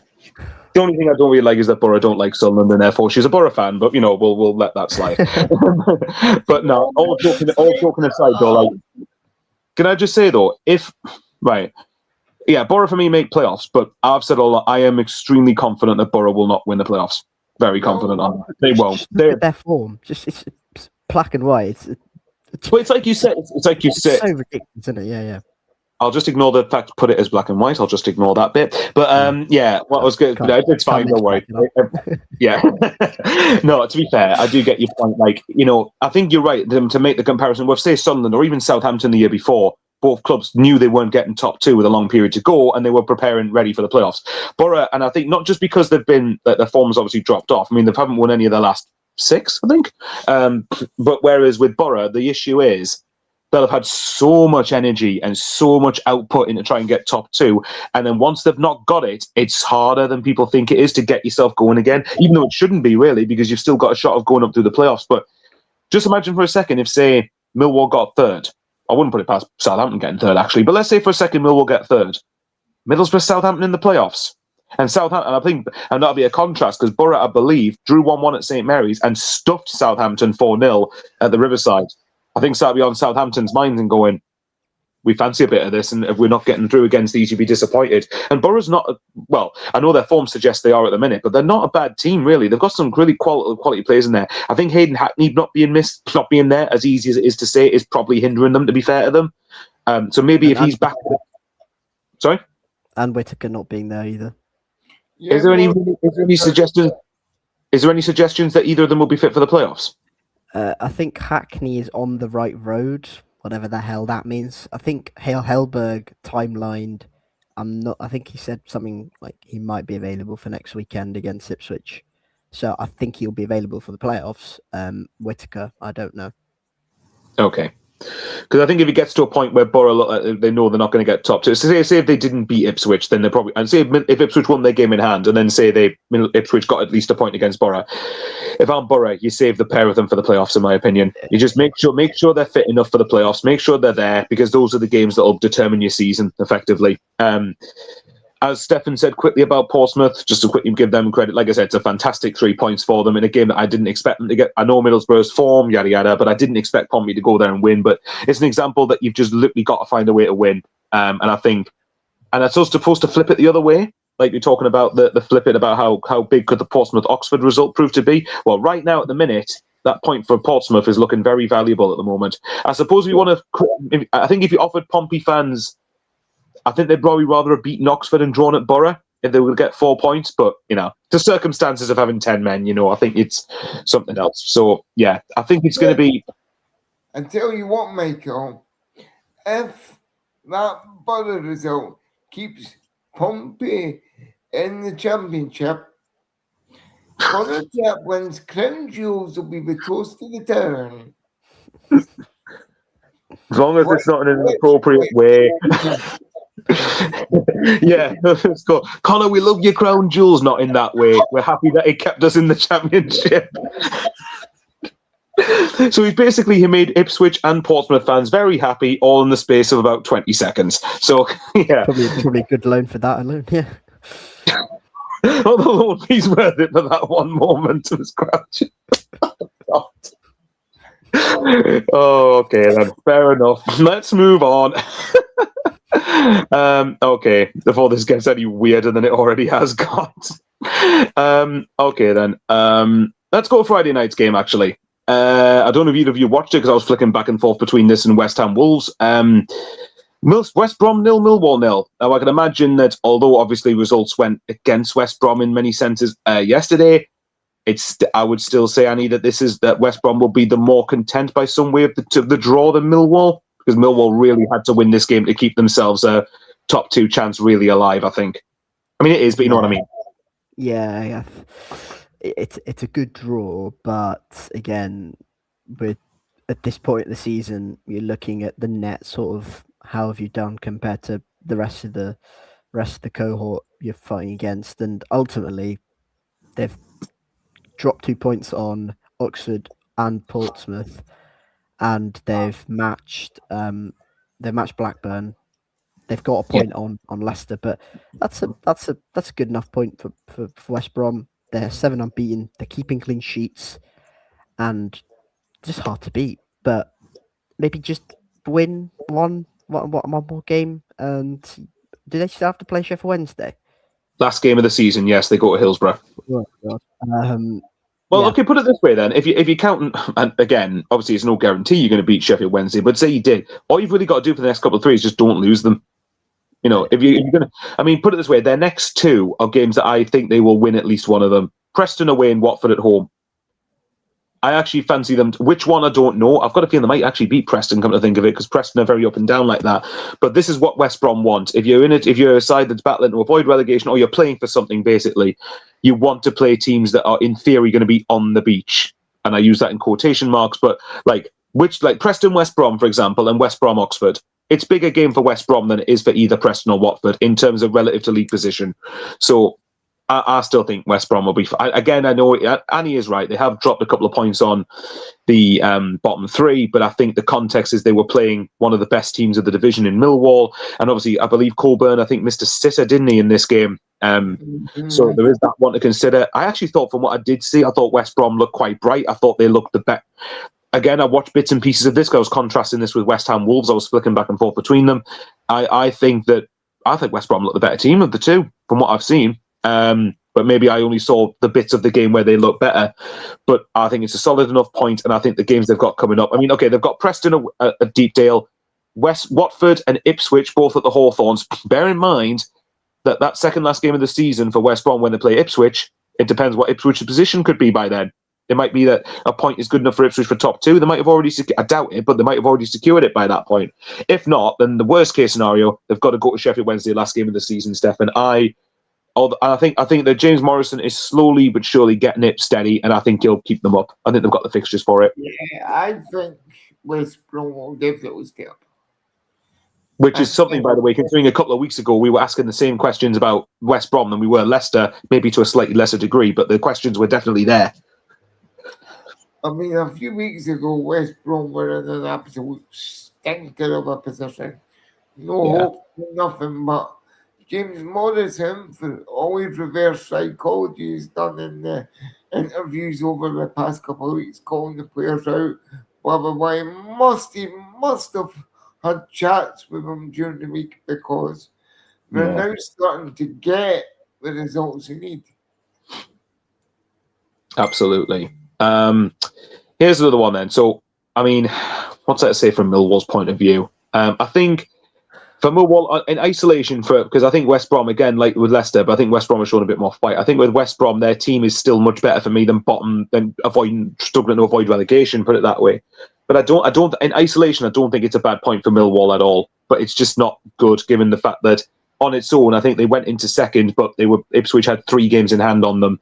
And obviously they've beaten Norwich and have gone back above them. So I think I think for Millwall, I would say maybe the best thing is to try and get a bit of momentum for the playoffs, because I think Millwall have got some decent fixtures, to be fair. So I think we'll see. I mean, like I said, I think Alex Neil will give them a very, very good chance of winning the playoffs. For me, I know Millwall mathematically are 2 points off second, and they've still got to play. To be fair to them, QPR at home, Stoke away, Leicester away, and Oxford at home. But I think, from Millwall's point of view, just get a solid run for the playoffs. What I think Millwall don't want is to have to play Southampton over 2 legs. But we'll see how that goes, Stephan. What do you think, though, for Millwall? What's your gauge for them? I think Millwall is definitely going to be in the playoffs. We've got an outside chance, a very outside chance of top 2. But in saying that, if Middlesbrough play the way we've been playing over the last couple of games, who knows what could happen? Those positions could switch. Or as we say, Ipswich could come in and make a late bid for 2 as well. I think it's between any one of those 3 teams for top 2. But if not, if Millwall was in the playoffs, I would be feared for whoever gets them over 2 legs. Because I know what Alex Neil can do in playoffs with. Likewise. And he can get the best out of a team in the playoffs. If we don't win it, we will certainly be in the final. Stick them in the neck out well. I agree. I think if they're in the playoff, put it this way: if you're Millwall, finish 3rd, because then it means Southampton, the highest they can finish is 4th. And I think if you're playing Southampton, I think you'd rather it was in a one-off game than over 2 legs. If that makes sense. I'll say this, right. I think personally, I don't know. You two can tell me if you disagree with this. I think Ipswich gets 2nd, and I think it's going to be I've got a gut feel it'll be a Millwall Southampton playoff final. Yeah, that's what the vibe is telling me at the minute. That's what I think it'll be. I think so, and I think that the other places in the playoffs will ultimately be decided between Middlesbrough, Hull, and you know who. Who's you know who? Is it a team that played at St Andrews today by any chance? Yes. I wonder who that team could be. Annie, what do you think? I'm looking at the screen right now. Yeah, well, I'll not talk to you about that too much yet. That comes, to quote Bane from The Dark Knight Rises, that comes later. Yes, I'm a nerd, sue me. Annie, I was going to say quickly from that point of view, what do you think about this? How would you rate Millwall's? Are you guessing do you think Millwall can still get 2nd? I know they can, obviously, but I mean, realistically, do you think they will? I can't say anything about being a nerd. That's on my wall. Fair enough. Hey, being a nerd's not a bad thing. It's cool. Yeah. What was the question? Millwall top 2. Yeah. I'd say they're probably second favourites alongside Ipswich. I know Ipswich is probably the clear favourites for top 2 now after this particular game week and the statement when they put on the board. But I'd have Millwall probably the first. The first team down from that position if they were to get in there. But no, I'd have Millwall above Middlesbrough at the moment. And without doubt. I don't know. Your comment about Millwall Southampton the playoff final, I could see that happening. I think the only spanner in the works would be if Wrexham got in there. I think that'll be. You're making Stephan smile quite a bit. He's probably liking you right now. It's just yeah, with Wrexham, whatever, the Hollywood thing and the big name and big whatever. So that would be the only spanner. But apart from that, I think they're probably the strongest 2 at the minute who are in that playoff mix that are not Ipswich. Yeah, I like the way you said that. So I think that's not Ipswich. To be fair, the only thing I would say is if say Millwall got Wrexham, that'd be a great semi-final actually. But if Millwall got Wrexham, the only thing I would say to counter that is I think Alex Neil will tactically get the better of Phil Parkinson over 2 legs. That's it. That'd be my concern for Stephan if Wrexham got in the playoffs. I think that because unfortunately, sorry Stephan, I know this is you're gonna be annoyed at this, but if you think back to when Wrexham went to be fair, Wrexham did win at the Den actually, to be fair to them. But that was at the time, I think, when Millwall were really finding their feet still about what was going on. Whereas I think when Millwall went to the race course, I just think Alex Neil wins the big games, and I think that's where, like, even if you look at they're not going to get top two, they got a point at Ipswich, they won at Middlesbrough, they won at Wrexham, they won at Hull. You know, but it's don't get us wrong, it's a fascinating one. I can only imagine what Stephan's going to be like if Wrexham do have to play Millwall over two legs. But we'll get to that at the end. We'll get to that. I actually can't wait for the playoffs. Let's just say you could make a few moments later videos on that one. Well, we'll see. I can always take the mick out myself, to be fair. I'm never impartial on that. You got to dish out, you got to take it. But yeah, we'll see. But yeah, so yeah, long story short, for West Brom, very solid point, and I still think they've got the fixtures themselves up. And I think Millwall, we'll see how the next couple of weeks goes. I still think, personally, for me, you want to try and finish third if you're Millwall, because then you're not going to face Southampton one way or another over two legs, because Southampton are going to finish fourth or fifth, basically, for me. Yeah. You know, I think that's more than a fair assessment on it. Right, let's get to the last. Let's move on a little bit. Let's get to let's get the other couple of playoff chasers. Let's go to the big one in terms as far as the chasing pack of the playoffs is concerned. Southampton 2, Derby 1, which is now. I'll ask Stephan this, because since Wrexham are still involved in the playoff hunt mathematically and all that, you know, I think. Is this a result from a Wrexham perspective, Stephan, that you would have wanted? Or would you prefer Derby had got something to keep Southampton in somewhat touching distance? Or do you think Southampton are getting playoffs regardless and it doesn't matter as much? I mean... Sorry, I've given you a really loaded question there. I think Tudor, since he's come into Southampton, firstly, he's done a fantastic job. Do you mean Eckert? Yeah, him. I was going to say, no, Tudor. I don't think he's gone from Spurs to Saints that quickly. I thought that was his first name. Or is that his surname? Oh, actually, no, I see what you mean. Hang on, let me double check. You might be right. Yeah, Tonda. Sorry. Close enough. Yeah, him. Close enough. I think Tonda's done a brilliant job since he's taken over what was the poison chalice of Southampton after Mr. Stillwell. He was very still and didn't move much, a bit like me. It was taking to make it myself. And he's probably choking on his milk chocolate digestives. And do I think we'll get playoffs? Yep, definitely. As in for who joins them in the playoffs, I don't know. Well, I'm hoping one team's in there, put it that way. But as in for who joins us, I don't know. Do I think it's a good result? When I ask that, Stephan, before you answer, what I mean is, I think Southampton are very likely at this point to get playoffs anyway. So from your perspective, it means that Derby stay below you and you're looking at Hull. Like, I know you're 1 point above Derby. What I mean is Derby don't get above you, so you don't have to try and overtake two teams to get in the playoffs, whereas you only have to overtake Hull, if that makes sense, if you're getting in there.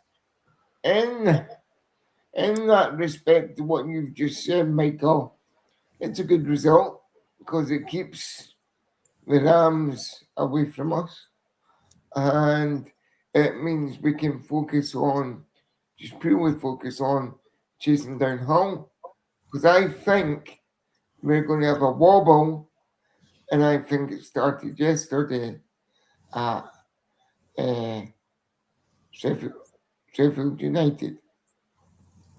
Well, we'll get onto that game in a minute, but Annie, I was going to say this was probably one that I think Southampton would have viewed this as an imperative. After the highs of beating Arsenal, this was an imperative week for them, probably, or a pivotal week, for them in terms of their getting into the playoffs and continuing good form. And by the way, just to mention, they're on 5 league wins in a row, which is amazing for them, especially considering where they were. If you think back to the result, I think back to now is their 4-3 win at Leicester and the circumstances of it. I think that's probably, if I had to pinpoint one game that's probably transformed it, it probably helped them massively. It's that.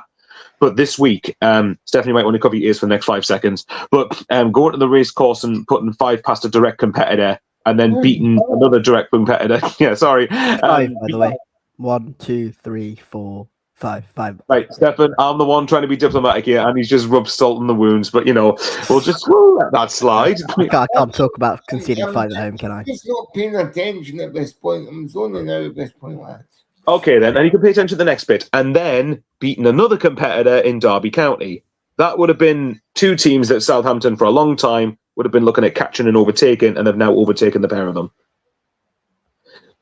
Right, okay, Annie, you've rubbed the like bit already. I was just counting. I wish Will was still in charge. Just got in my backside. Yeah, okay.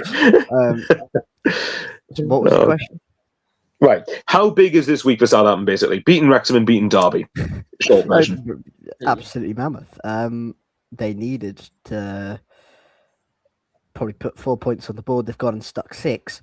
And can I throw a rogue shout in this conversation? Go on then. Are Southampton contenders For automatics. Because I'm looking at it and I heard that and I saw a tweet and I was like, oh, Southampton are going to get to top 10. I was like, no, you're wrong. No chance. And I look at the points.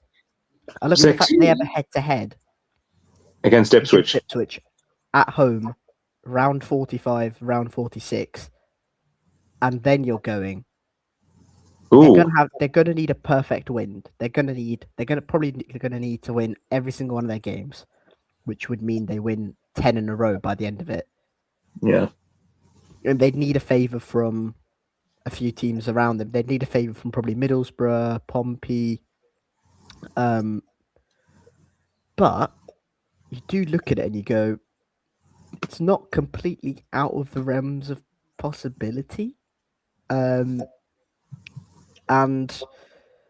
considering where the Southampton team were when Will still left them, they lost 2 at home to Preston and he left. And you thought, can they sort of maybe finish in the top half, push top 10, maybe get in the playoffs? But they have been ridiculous under Ton Derecker. Do you remember when Russell Martin went on that 25-game unbeaten run? I think Ton Derecker has got 17 unbeaten. This is far more impressive. Yeah, 17. I think this is a far more impressive unbeaten run than what Russell Martin went on a couple of years ago with Saints, because the quality of football they're playing, the quality just generally, just brilliant. Saints, they're fantastic. And would you say Russell Martin had a stronger team to work with as well? Even though this Southampton team for this level is very good, but a couple of years ago they still probably had like other. I'm not spreading Russell Martin hate propaganda on this particular show. Well, that's why I was trying to ask a question that made it seem diplomatic and not hate agenda driven.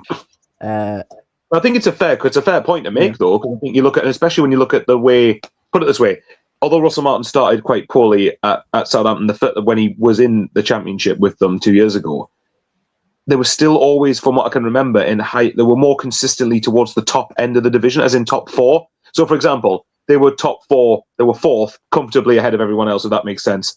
Whereas here, Eckert's had to really come in and take them over from bottom 6, 7, really, and then shoot them up towards where they are. But yeah. Can I say, actually, to give them a bit of hope, sorry, Annie, to give you a bit of hope for Southampton, Ipswich's last 6, 4 of them are away from home. Yeah. And they've all against what? Go on. Well, I think ultimately it's got to be down to that head-to-head, hasn't it, against Ipswich for Saints? Got to win it, haven't they? Really? They've got to win it, but they've got to make sure they're within catching distance. If they win that game, if it's, let's say, 4 points by the time that game comes around, and they win it, then 1 point going into the last game. Yeah. Because I don't know if I see a world where the overtake happens on round number 45, well, whatever it is, 45, 46 in that particular game. I don't see a world where Ipswich get overtaken necessarily. I can see a world where Ipswich are very, very close, and it is maybe 1 or 2 points separating the two sides. The overtake, I'm not so sure. Maybe that does go down to the final day, and I think Ipswich have QPR on the final day, so that's a nice enough fixture, I suppose. But yeah, the fact that we're even talking about it just shows what a job Ton Derecker has done, and he's completely changed Southampton results around, which is brilliant. So Yeah, fair play to Ton Drecker and the job he's done at Saints. To add to the conversation then, I'd wait and see what Southampton's state is before they play Man City in the FA Cup. My concern with Southampton, and it probably is the same with Ipswich to be fair, although maybe to a lesser degree, is that they've both pretty much now until the end of the season got a game every few days. But they are both year one parachute teams. That's always the caveat of that. Southampton's next 3 for me, if they get 9 points, then I would start to look at it maybe, especially if Ipswich, say for example, drew against Borough, which I could see a world where that happens. I wouldn't put it past Borough to go to Ipswich and get something. I don't see them winning, but I could see them maybe getting a point.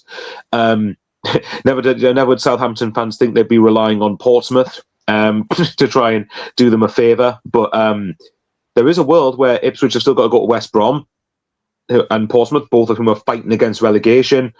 Obviously, Southampton have got to play Blackburn, who to an extent are, but that's at St Mary's. And I can see them beating Blackburn at home. Swansea away, again, similar principle. I think the Swansea are probably mid-table at this point. I'm guessing Andy's probably going to say that Southampton are going to beat Bristol City. I can't imagine he would, but, you never know. But I suspect he probably expects that. But the big thing for me as well is I think Southampton need to improve their goal difference. There's a 10-goal swing between the two teams, which, to be fair, can be overturned, especially when they've got to play each other. My gut says I think it's a fair question to ask, but I think Southampton will fall just short. I think they will ultimately fall short of it. If the season was sorry, Stephan. If the season was an extra 3 or 4 games, possibly. Yeah, but if you're talking about 10-goal swing, we can score 5 in one game. If they do it against Ipswich, I suppose then that cancels that out, doesn't it? Because then Ipswich, yeah. All right, then. I'll put you both on the spot. Are Southampton outside shouts for top 2, or are we thinking it's pretty much going to be playoffs? I still think playoffs, personally. But for a spectacle, I would love that fight to go down to the last day. It would be incredible. You know what? I think they'll be uber close. I think they'll be really, really close to top 2 by the end of it. I think they might be 1 or 2 too short. And then Southampton fans are going to go, why didn't we sack Will Still sooner? Or why did we appoint him in the first place? So, yeah, I think they'll be really, really close. Yeah, I think that the lowest I see Southampton finishing from here is 4th, put it that way. So even if they don't make top 2, they'll have a home leg in the second. They'll have a home game in the second leg of the playoffs. Which, from what Annie has mentioned this point before, that if you're wanting to try and go up in the playoffs, statistically, I think it's more likely happening if you're 3rd or 4th, as opposed to 5th and 6th. But if Southampton finish 5th, for example, which I don't think they will, but if say Southampton finish 5th, I'd still probably back Southampton to go and win the playoffs personally. What do we say from Derby's point of view? Doesn't end their top 6 hopes, but you get the impression from me Derby probably need to win at least 3 of their last 4. Which, to be fair, they've got obviously Oxford next weekend, and then the last 3 are against teams who pretty much have nothing to play for, which is Norwich and Derby, both away from home, and then they host Sheffield United on the final day. I don't think it's put an end to their hopes, but they are probably the outsiders now. Just big injury problems again. I think Agyemang being a big one. Yeah, Agyemang, and then in this game, Bobby Clark went off injured. Yeah. So it's just a shame because I do think Derby have the quality, or I think they have the manager in Eustace, but again, the injuries. And now you're looking at it and you're going, I'm not seeing the squad depth there with the injuries, obviously, to go and put a real run in on that top 6. I think they'll fall short. I think, but it's a really good season, really, really good season for Derby, and we've seen they can put money in, they can invest. If they do that again, no reason why they can't be up there and in the top 6 next season. We're top 8 next season. Yeah. Keep forgetting that, but that's the thing, because also the players they've signed this season will have been at the club a year already, so that means they don't have to bet in as much, and they can sort of go ahead. I think Stephan's look is going, can Derby please not be amongst that top 8? Because if Wrexham don't go up this year, I'd like us to do that. So, but yeah, I know it's not. I think I agree with Annie. I think even if they don't make playoffs, I think it's a significant step forward from last season. I think it's a sign of intent that the ownership want to try and go for the Premier League. And yeah, with the playoff being as next season, going down to 8th, yeah, I don't see any reason why Derby wouldn't be up there. Let's ask Stephan about this next game, because this is a game, obviously, regardless of the fact of what happened with Wrexham today, I think he'd probably be thanking Chris Wilder and Sheffield United right now. Sheffield United 2, Hull City 1. Fantastic. Yeah. So Ollie McBurney Derby, there you go, scores in the 5th minute to put Hull 1-0 up against his former employers. Of course, he didn't celebrate. Then John Lundstrom picks up a second yellow card with 15 minutes left to go. Again, another X-Blade, funnily enough. So it's like they're maybe going, oh, here you go, we'll give you the win. And John Egan. Yeah, very true. And Regan Slater. Yeah. Was this all the X-Blades free agents going to Hull or something? Either way, though, Sheffield United equalised through a Gustavo Hamer penalty in the 85th minute, and then 3 minutes later, an assist from Japhet Tanganga sets up Danny Ings to give Sheffield United all 3 points. I think from Sheffield United, we've kind of mentioned Sheffield United before, really. I think it's a big summer for them. I agree with what Annie said before. I think that they should still be able to challenge next season in sense of they could keep enough of the players. What they need to do is sell players well and actually give themselves a good chance and a good footing. But from Stephan's point of view, I can only imagine he went, get in your blades, when he found out Danny Ings had put Sheffield United 2-1 up. I said was Super Danny Ings. I bet you did.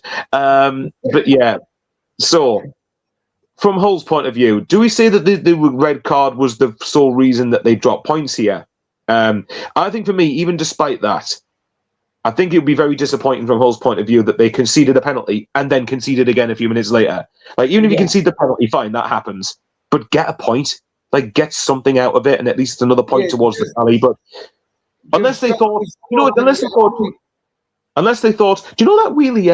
Wheelie FC, Stephan Tate, right? He likes Wrexham, and he would like to do a massive favour and give Wrexham a chance of playoffs. So let's go and lose in the last minute and make his Saturday. Joking. Made my Saturday, but then Wrexham happened. In a minute, then. Yeah. Well, we'll get onto Wrexham a bit later. But yeah, for Sheffield United, I mean, they're still in the driving seat for me for 6th. I think that 6th is probably going to be. Well, let's include Derby in this. Is it safe to say, do you think 6th is going to be a three-way battle, mainly between Hull, Wrexham, and Derby? That's probably fair. I know that Southampton are 1 point above Hull, but bearing in mind, miles better goal difference, game in hand, form is relentless. My only concern with Hull, and I've said this before, I think Hull have the capability of dropping silly points out of nothing. That's the only. This context here, there was a red card that does change the game, but even then, I think it's just the fact they lost it so late on. I think it'll be incredibly disappointing. Yeah, I agree.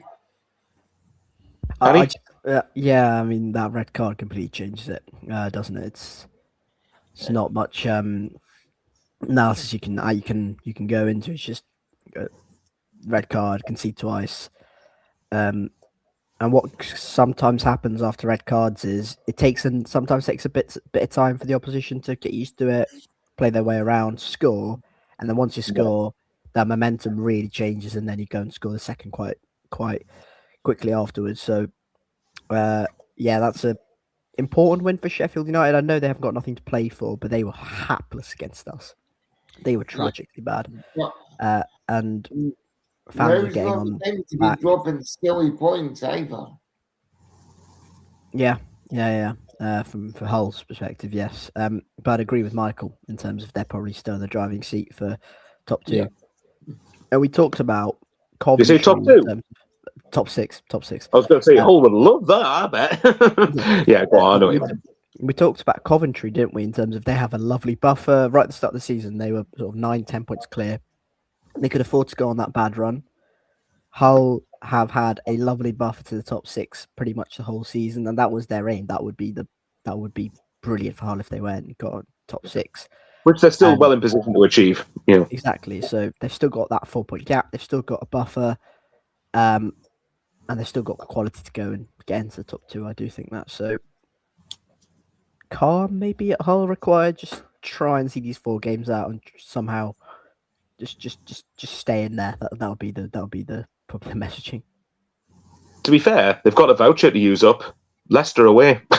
So, joking aside though, and then this sounds mental given what's happening with Leicester, but that's the type of game when I say drop silly points. That's what I'm on about. I could see going to Leicester.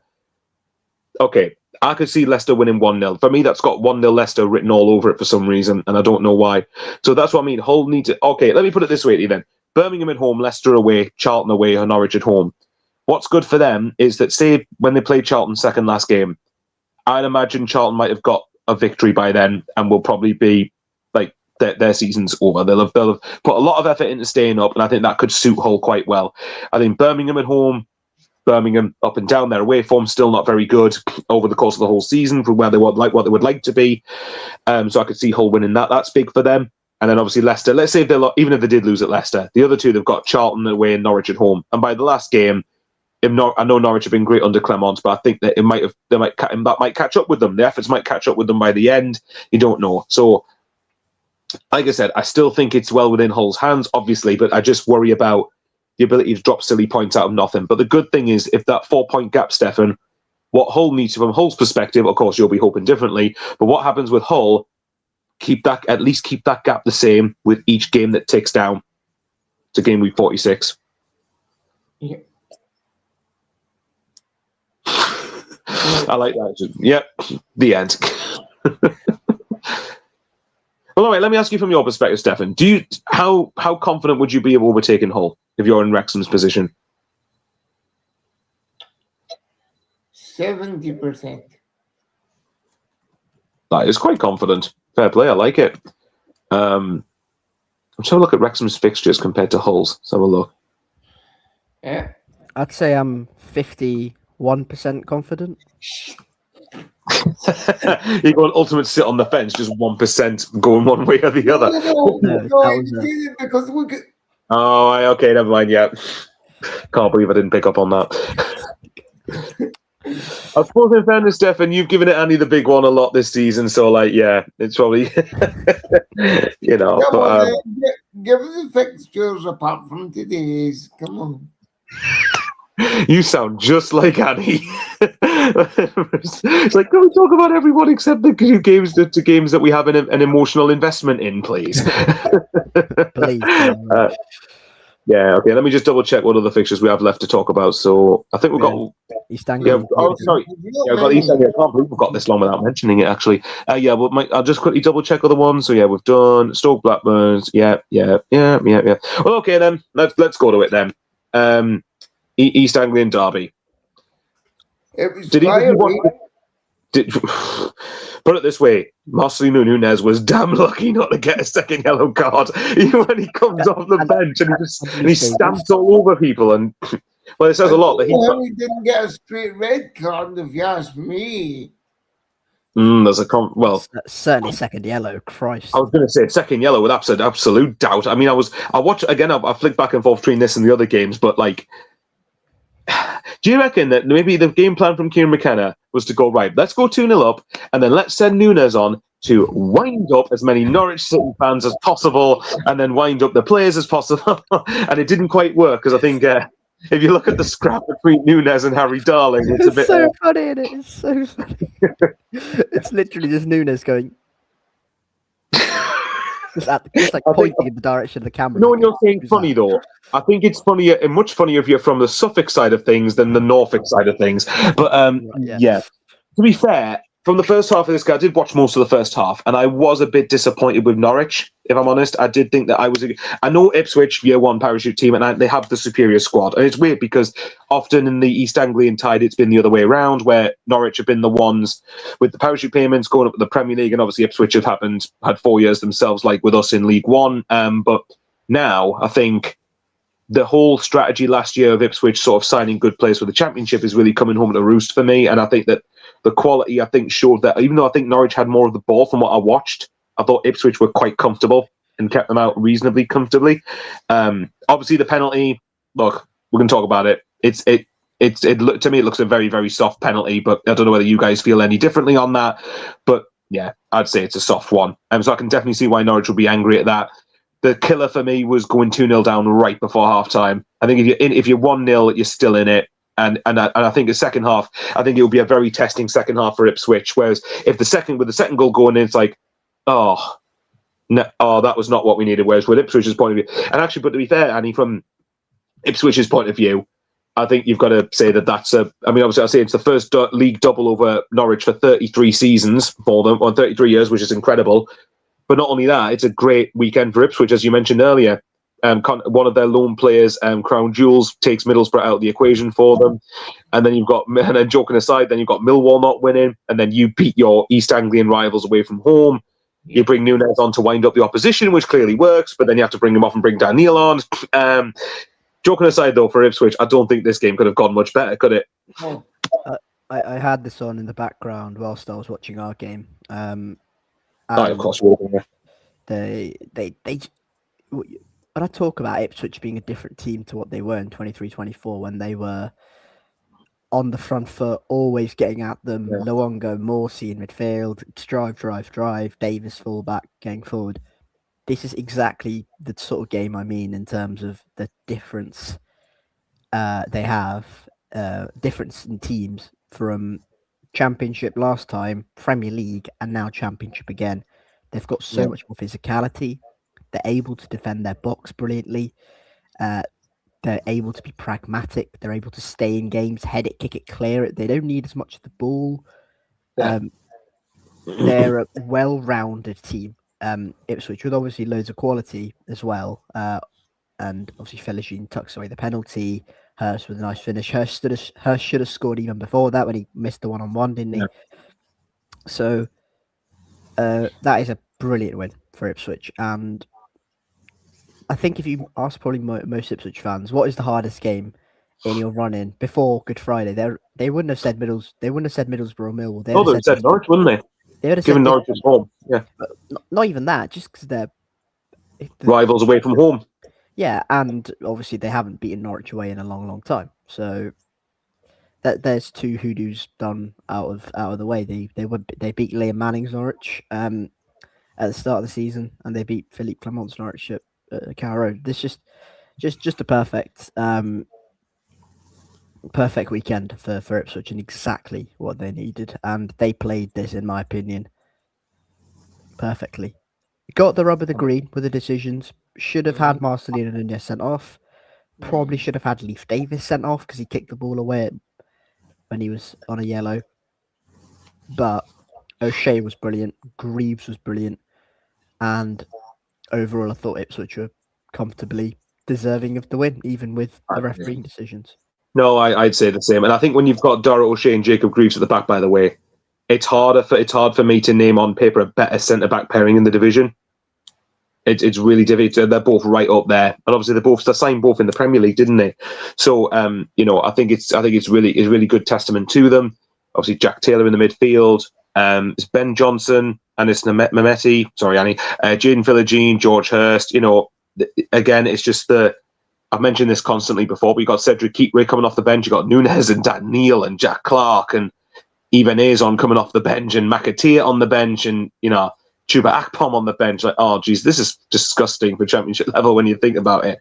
But yeah, I agree with you. I think that what impressed me about Ipswich was it was the big occasion. It was Norwich. Obviously, Norwich still had an outside chance of playoffs themselves. And even if that didn't do anything, I'd imagine most Norwich fans would have really wanted to dent Ipswich's automatic promotion hopes, which in a weird way, Ipswich probably weirdly have Norwich to thank for that because they beat Millwall and then Ipswich have gone and beaten them. So, I think from Norwich's point of view, like I said, I was disappointed because I was hoping for a bit more from them. But I think you've got to give credit to Ipswich. I think it was more that Ipswich were tactically astute. I think Kieran McKenna got the better of the occasion. Yes, okay, the big decisions went in their favour that probably shouldn't have done. But I think from Norwich's point of view, although it won't feel good right now, Stephan, I think Norwich have got, like I said earlier, I think Norwich have got every reason to be optimistic ahead of next season. They've clearly got someone they view as the right person for the job. And with Josh Sargent going after the January window closed in England, they've got coin to spend in the summer as well. Yeah, I think they'll be in the playoffs next season without a doubt.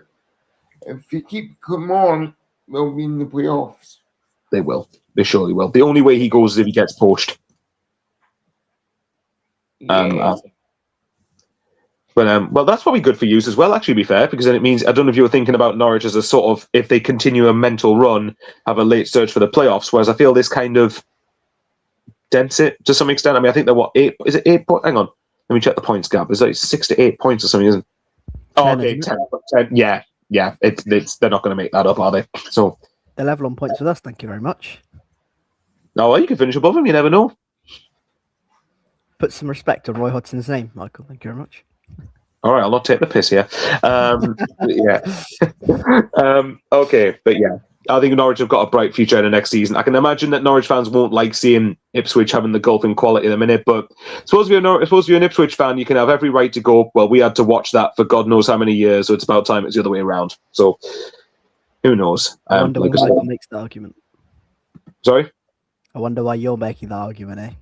Is it because of a certain club that's the richest club in the world and can't take us not being crap? I wonder why. Especially when we were playing Morecambe in League One 4 years ago and they were the richest club in the world. But yeah, not them. That's absolutely, you know why I made that argument. But it is probably a valid one from Ipswich's point of view. But yeah, I think Ipswich, they're like I said, driving seat for top two. I just can't see Ipswich. Although Southampton, I think I agree with Danny. I think Southampton could definitely run them close. And Millwall could if they win their remaining games. It feels weird discounting Borough because Borough above Southampton, but I just don't think Borough have the bottle, do they? But hopefully, for their sake, I'm proven wrong. But I just think Ipswich will just have the know-how to do it. Bearing in mind, the difference is I think Ipswich have got someone who's got them promoted out of this league as recently as 2 years ago as well. So I think Ipswich can have no complaints, really. I cannot see Ipswich not getting second from this point unless you guys board the Southampton hype train. Who knows? Which would be quite fascinating if it did go to the last game. Anything else to add before we move on to the last game, before we talk about your two teams? No. No? Okay. So let's talk about the team. Well, now we know a team Middlesbrough mathematically can't catch, which is Coventry. But obviously because Millwall drew, the promotion party is slightly on ice, even though it's 99.999999% there. I watched bits of this. In the Sky Blue Band tonight, lads. Well, put it this way. I would expect Coventry by this time next week to be, officially mathematically promoted. They are. They're 30. They've got plus 30. Was it? Hang on. Is it over 30, nearly 30 odd goal difference better than Millwall's? They're there. But have they not got Blackburn away on Tuesday night? Friday, right? Okay, never mind. Yeah, but what could help them though is Blackburn go to Southampton on Tuesday. So either way, I think Coventry will be there. But we'll be talking about. They'll be promoted, but we can only say well done to Sheffield Wednesday. Absolutely, yeah. Because Coventry had the voucher. The difference is, I don't think it's catastrophic for them not to take advantage of it, though. like Leicester. To basically secure promotion yesterday, they had chance after chance after chance after chance after chance after chance. Yeah, did they have a lot of chances? Did they? They might have one or two chances. Yeah. They hit the bar and they still couldn't score. So I mean, Stephan, they didn't have that many chances. They only had 20 shots. Yeah, I mean, I was going to say 3 on target, but hitting the pud work doesn't count as a shot on target, so that skews that a bit. But if any Coventry fans are watching this, or any Coventry residents are watching this, I would not want to be a resident of Leamington Spa on Friday night. Put it that way. I think that's going to be packed full of Coventry fans. So thank God I'm not up there on this weekend. Yeah, I keep forgetting that we'll be off for the Easter break. But you look, I mean, I'm sure next week we'll be talking. I want to save the Coventry sort of plaudits for next week. But look, they're still there. I mean, the title could be quite interesting if Ipswich win their 2 games. I mean, it depends on the run Ipswich go on, but I don't think Coventry. I mean, Coventry will be disappointed not to win the league from this point. But the main objective is to get automatics, and they're on the verge of completing that. And I believe is it a 25-year absence from the Premier League? I think for Coventry. So, I think they can. 2000, so yeah, you could say 25, 26 years, yeah. And bearing in mind, this is a club that's gone right down to the barrel of the Football League, gone down to League Two, and they've had to work their way back up, and they've done their work as a non-parachute club. Look, okay, they'll be disappointed not to win this game, but I think Sheffield Wednesday do deserve credit for being as competitive as they were, and it's all good for them just to maybe try and, dare I say, maybe the objective of Sheffield Wednesday was try and get to 0 points or something, try and maybe not finish in the minuses or something, just to give at least a little something for the fans ahead of what's been a dreadful season in many ways. But yeah, I think you got to give them credit for getting a point at Coventry. And although I think the champagne will be put on ice at the moment, and Frank Lampard will be hammering that into the players. Look, we know they'll get the job done. It's just a matter of time. But yeah, is there anything else we want to add on this game other than Coventry obviously be disappointed not to win, but it's a point closer to being the party you can really start. No. Can't wait for Coventry to be in the Premier League next season and the city to be bombarded full of Premier League fans. That's going to be brilliant. Hey, who knows? Maybe you want to come to Coventry Sunderland next season in the Premier League. We'll see if you aren't playing at the same time. Yeah. Penny for my thoughts, by the way. Coventry go up and Leicester go down in the same season. I was just about to mention that because obviously, look, I'm trying not to think of Ant when I'm saying this, but I'm more thinking like, if you said this to Coventry fans 2 years ago, you finished, what was it, 8th in the Championship when you had that mental FA Cup run. But then what you did, but then 2 years' time, not only are you going to be getting promoted, I'll tell you what then, when Frank Lampard came in, when you remember where they were, so not only are you going to make the playoffs this season, okay, you'll lose to Sunderland in a heartbreaking fashion, but you'll respond brilliantly the next season, you will effectively piss the league, you'll walk it, but also Leicester are going to have a double relegation. I wonder if Coventry fans would think you were on crack at that point if you told them that. Probably. But it's amazing how. But yeah, probably more than likely. But it's amazing how 18 months can change a lot in football. But just mental, isn't it? But yeah, no, I agree with you, Annie. It's fascinating, isn't it? I can only imagine, even though Ant will still say, "I don't want to be the six-fingered so-and-sos," but whatever. But yeah, I can imagine he's certainly not enjoying that. Coventry going up and Leicester getting relegated. Oh my lord! But that's the world we live in. So that's the situation at the minute. But yeah, do we think the Coventry will it be confirmed next week? Yes. I could see them. I'd actually see Friday night against Blackburn panning out to a dull draw. But that suits both teams, though. I think Blackburn would take it. I think Coventry, if you offer them a point, would definitely take it. Unless they want to win the league, then maybe they'll view that game as a game they need to win. But yeah, I mean, what gets Coventry's games left? Hang on. So Blackburn away, Portsmouth at home, Wrexham at home, Watford away. Yeah. Dare I even say, hang on, they can't get to 100 points now, can they? I don't think they can. No, they can't. So the highest they can finish was 97, but yeah. Anything else to add? No. All right, then. Well, Coventry, it's been put, your champagne, the ice and the champagne will definitely be in full flow come Friday, 10 o'clock, probably. We shall see. Announced Blackburn 1, Coventry 0 now, I've said that. But anyway, let's move on to the last two. Let's start with Stephan. Sorry, Stephan, I'm going to have to make you talk about this. I'm sure Annie will just sit there and just eat his 5-star popcorn. But yeah, so... Talk about what?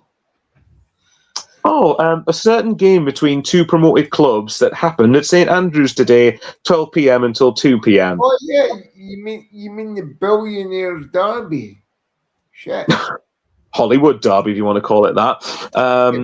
Yeah. Fucking hell. Okay, right. So where is the game? Here it is. Birmingham 2, Wrexham 0. Which I have to say, to be fair, this was a result that I wouldn't say shocked me because Birmingham at home should be a different test, but I was expecting Wrexham to get something, given that the game had more at stake for Wrexham than Birmingham. But you tell me what I'm missing, if there's anything. What are you missing? The fact that we didn't really create any chances. The second goal was an absolute shambles by our defence and our goalkeeper just wandering around his box doing hee-haw. And yeah, it was just crap day. We move on to the next one. Simple as. You can tell he really doesn't want to talk about it when he talks for like 20 seconds, and then that's it. Meanwhile, Annie just could pretend to look like he's not enjoying it and just go.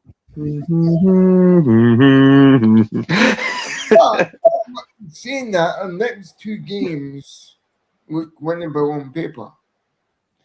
Because it's Stoke at the Kairas And then Oxford at the Kassam. So, Do you know, weirdly, I think you're more likely to beat Coventry than Oxford. Personally. Yeah. well, you would Because by expect then they should have at the least time wrapped 4 up. points from the next two games. Okay, I'll tell you what then. So let's ask Annie, because we can be both neutrals on this. Do you back how many points do you think Wrexham get from the next 4? So I'll read them very quickly. Wrexham Stoke, Oxford Wrexham, Coventry Wrexham, and Wrexham Middlesbrough. I'll give this for Wrexham. I think they'll win the 2 home games. I think they'll beat Stoke and Borough. It's the 2 away games that I think could slip them up. 2 away games. Sorry, sir? Do you mean Oxford and Coventry games is what I mean. Yeah, the away games do slip us up. Yeah, because I think Oxford, because I could see Oxford beating yous. Just because it's at the Kassam. If it was at the racecourse, I think you probably win. But at the Kassam, I think because Oxford, they'll be scrapping for their lives. Everything will be really on it. I know, Stephan, you don't have to hide the fact that you look like you don't really want to admit it. But Coventry, to be fair, depending if they're still going for the league. But if it's just promotion for them, then they'll be on the beach by then, surely. But yeah, so I could see you maybe getting something at Coventry. I think personally, you probably get 7 points out the last 4. I don't know what you think, Annie. I think they beat Stoke. I think they'll lose to Oxford. I think they'll probably draw with Coventry and beat Middlesbrough. I can see something like that happening. I think I don't think that's completely impossible. All rest on Saturday. We need to bounce back on. You need to beat Stoke. Absolutely. Saturday. Yeah, it's Saturday. Yes. Stoke kind of has. And there's no Scottish football this week, so I'll be able to watch it. Hooray. Well, we shall see. I can't not get that. Do you want to take it for now? Well, no, what I was going to say was I can't not get... Well, I'm not going to play it because it involves the F word in there, but it's the one I made of you on Tuesday when you're going, oh, go just kicked off the most crucial game of the season. Come on, Wrexham! A few moments later, oh, for F's sake, that was so effing easy for Southampton. No, it was. No, it was, to be fair. I think the thing is for me, if Wrexham were going to lose to Southampton, don't get battered just because of goal difference, though. You know. Oh no, we got battered. Well, yeah. I remember Stephan saying that it would be 3-0 to Wrexham. Didn't you say was it 3-2 or did you say 3-2 Wrexham? 3-2. I said 3-2. Oh, okay. Which is also horribly See, wrong, I was the only one. Okay, I didn't predict Southampton winning, to be fair, but I was the only one who said I think Southampton will get something. I don't think Wrexham will beat them. I think Stephan kind of looked at me and went, and I said, "Wouldn't be shocked with Southampton." I think I said, if there's any team winning this game, I could see it being Southampton. It was like, no, we'll be fine. But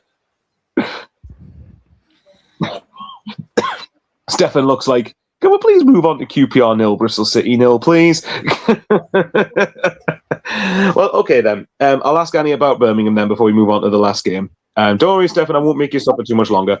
What do we make for them? Obviously, it's good for them to bounce back on a 3-game winless run, but there's big question marks over Chris Davis, isn't there?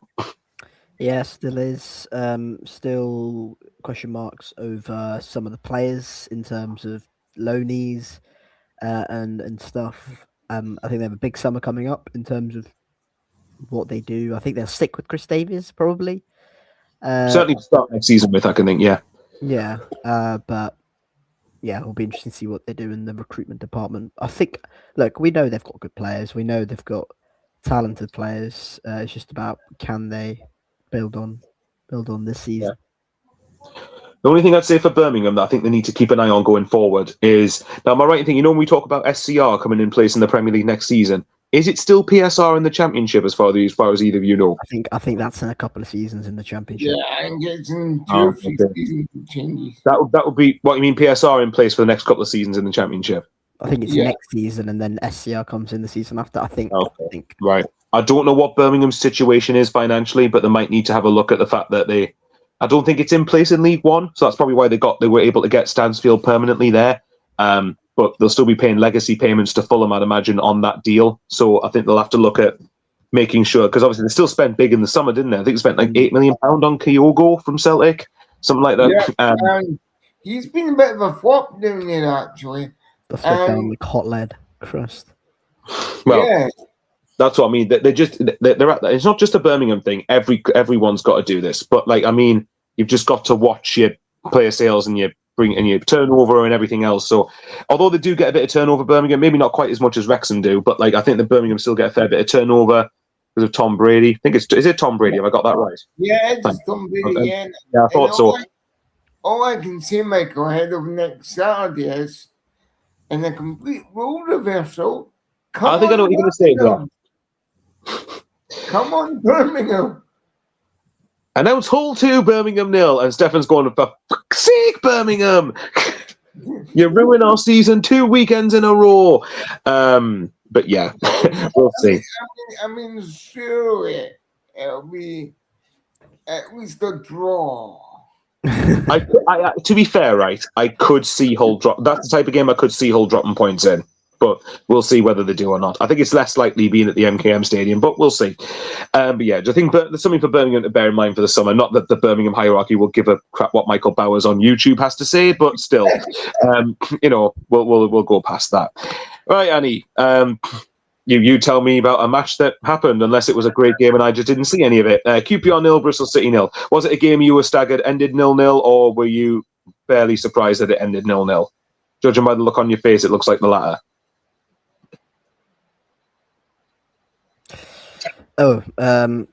Yeah. He's like, oh, you expect me to talk about this? Boring, but we were okay, I suppose, for parts of it. Not massive opportunities created, but defensively solid, as you'd expect from a Roy Hodgson team.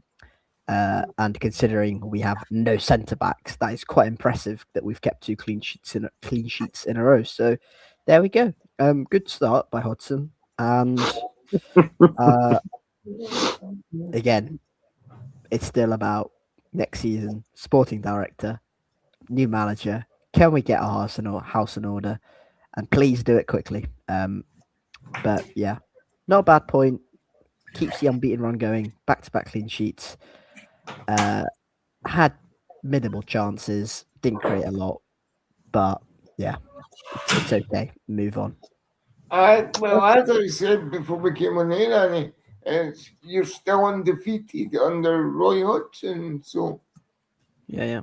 He's had an impact certainly, and it's not. It's a common theme actually when Hodgson goes into clubs mid-season, has an impact, and he does get a tune out of them pretty quickly. So yeah, I'm quite happy with sort of the out of possession stuff. The in possession stuff is slightly less enthralling, but it is what it is, and you got to take the rough of the smooth. So look, I'm happy with how we're defending, attacking wise. Smidge more, please. But yeah, no, it's a good start by Hodgson. 3 unbeaten, 7 points in 3, and we've stopped the rot pretty impressively, I think. So yeah, nice, good job, I think, by Hodgson. Fair enough. You obviously know much better than me about what's going on. I mean, to be fair, if you're looking at trying to end the season well, I mean, you've obviously got Norwich at home next week, which, hey, you said you're level on points with them, so beat them, you can go into 9th. And he's like, yay, what a time to be alive. Then obviously Southampton at St Mary's, then Birmingham at St Andrews, and then obviously Stoke at home on the final day. So I think, why is he looking like, can the season just end now, please? Yeah, it's just a bit meh, but I know yeah, it's just not exciting, isn't it? If you're not fighting, if you're not playing for something, as in playoffs or whatever, then it's not as exciting, is it? Yeah, I was just having bad memories of Stoke and that away game. Oh, yeah. Well, 5-0 Bristol City. Who knows? Maybe they'll have a game where every shot goes in and Stoke go down to 9 men and whatever else it is. I don't know. We'll wait and see. But like I think we said for you guys, I think it's all about the summer, really, isn't it? From here, about what happens off the pitch this summer. Sporting director under manager ASAP. Thank you very much. I thought you were going to go and new owners while we're at it, please. Yeah, that's optional. Optional. We shall see. Right, if Stephan's got nothing else to add, I think we will check the league table before we go. If Stephan's able to get it up, that would be amazing. Oh, thanks very much, my friend. Once it comes up, there we go. So obviously Coventry, pretty much all but there, but just need to wait get another point, which you'd imagine they would get in 4 games. Ipswich in the driving seat for top 2 in 75 points. Playoffs consisting of Millwall, Middlesbrough, Southampton and Hull City, with Wrexham just outside it, with Derby probably the last of the playoff challenges, you'd think. Then obviously the battle for ninth place with Norwich and Bristol City right below them. Well, actually, sorry, and QPR. Jesus, all of us on 58 points. Wow. QPR, of course, on 58 points in 11th. Making up the top half is Watford. Preston, Swansea, both on 57 points. Birmingham on 56. Stoke in 16th. That's what apparently we like to see. Oh, poor Stoke fans. Sheffield United, of course, getting a good win over Hull to keep 17th. Charlton in 18th, on the verge of safety, similar with Blackburn, so maybe another win would do it.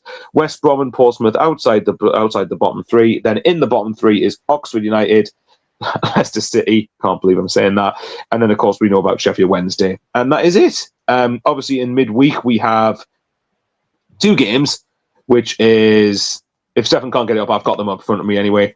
Tuesday night, which is of course both down the south coast, which is Portsmouth's game in hand, which is against Ipswich. Jesus Christ, how many? Oh, there we go. Just got back. There we go. Portsmouth against Ipswich. Well, Pompey and Southampton home on the same night. That's going to be fascinating. Pompey against Ipswich and Southampton versus Blackburn Rovers. And then from there, it's pretty much full steam ahead for the last few weeks of the Championship. Thanks very much, Stephan, for getting that up. It's setting this up. It's muchly appreciated. And are we going through next weekend now? Are we? Okay, then. Once it comes up. So what of international next weekend? Yeah. Okay, then. So next week we have 12:30 kickoffs. Derby against Oxford, Millwall versus QPR, and a huge game down the bottom in Portsmouth hosting Leicester City, which I think I'm right in saying if Leicester lose that game, they could be... Oh, no, there can't be. There's 3 more games after that. Never mind. Or but maybe. Oh, but yeah, you'd imagine the next 2, they lose the next 2, then they probably will be. Then you've got Bristol City, Norwich, Hull taking on Birmingham, West Brom going to Preston North End, Charlton, we'll see if Charlton can use up the Sheffield Wednesday voucher at Hillsborough, then Swansea hosts Southampton, Watford hosting Sheffield United, and Wrexham hosting Stoke City. Don't think there's any games next Sunday. I'll have a quick check of that just to make sure that there isn't. Friday night.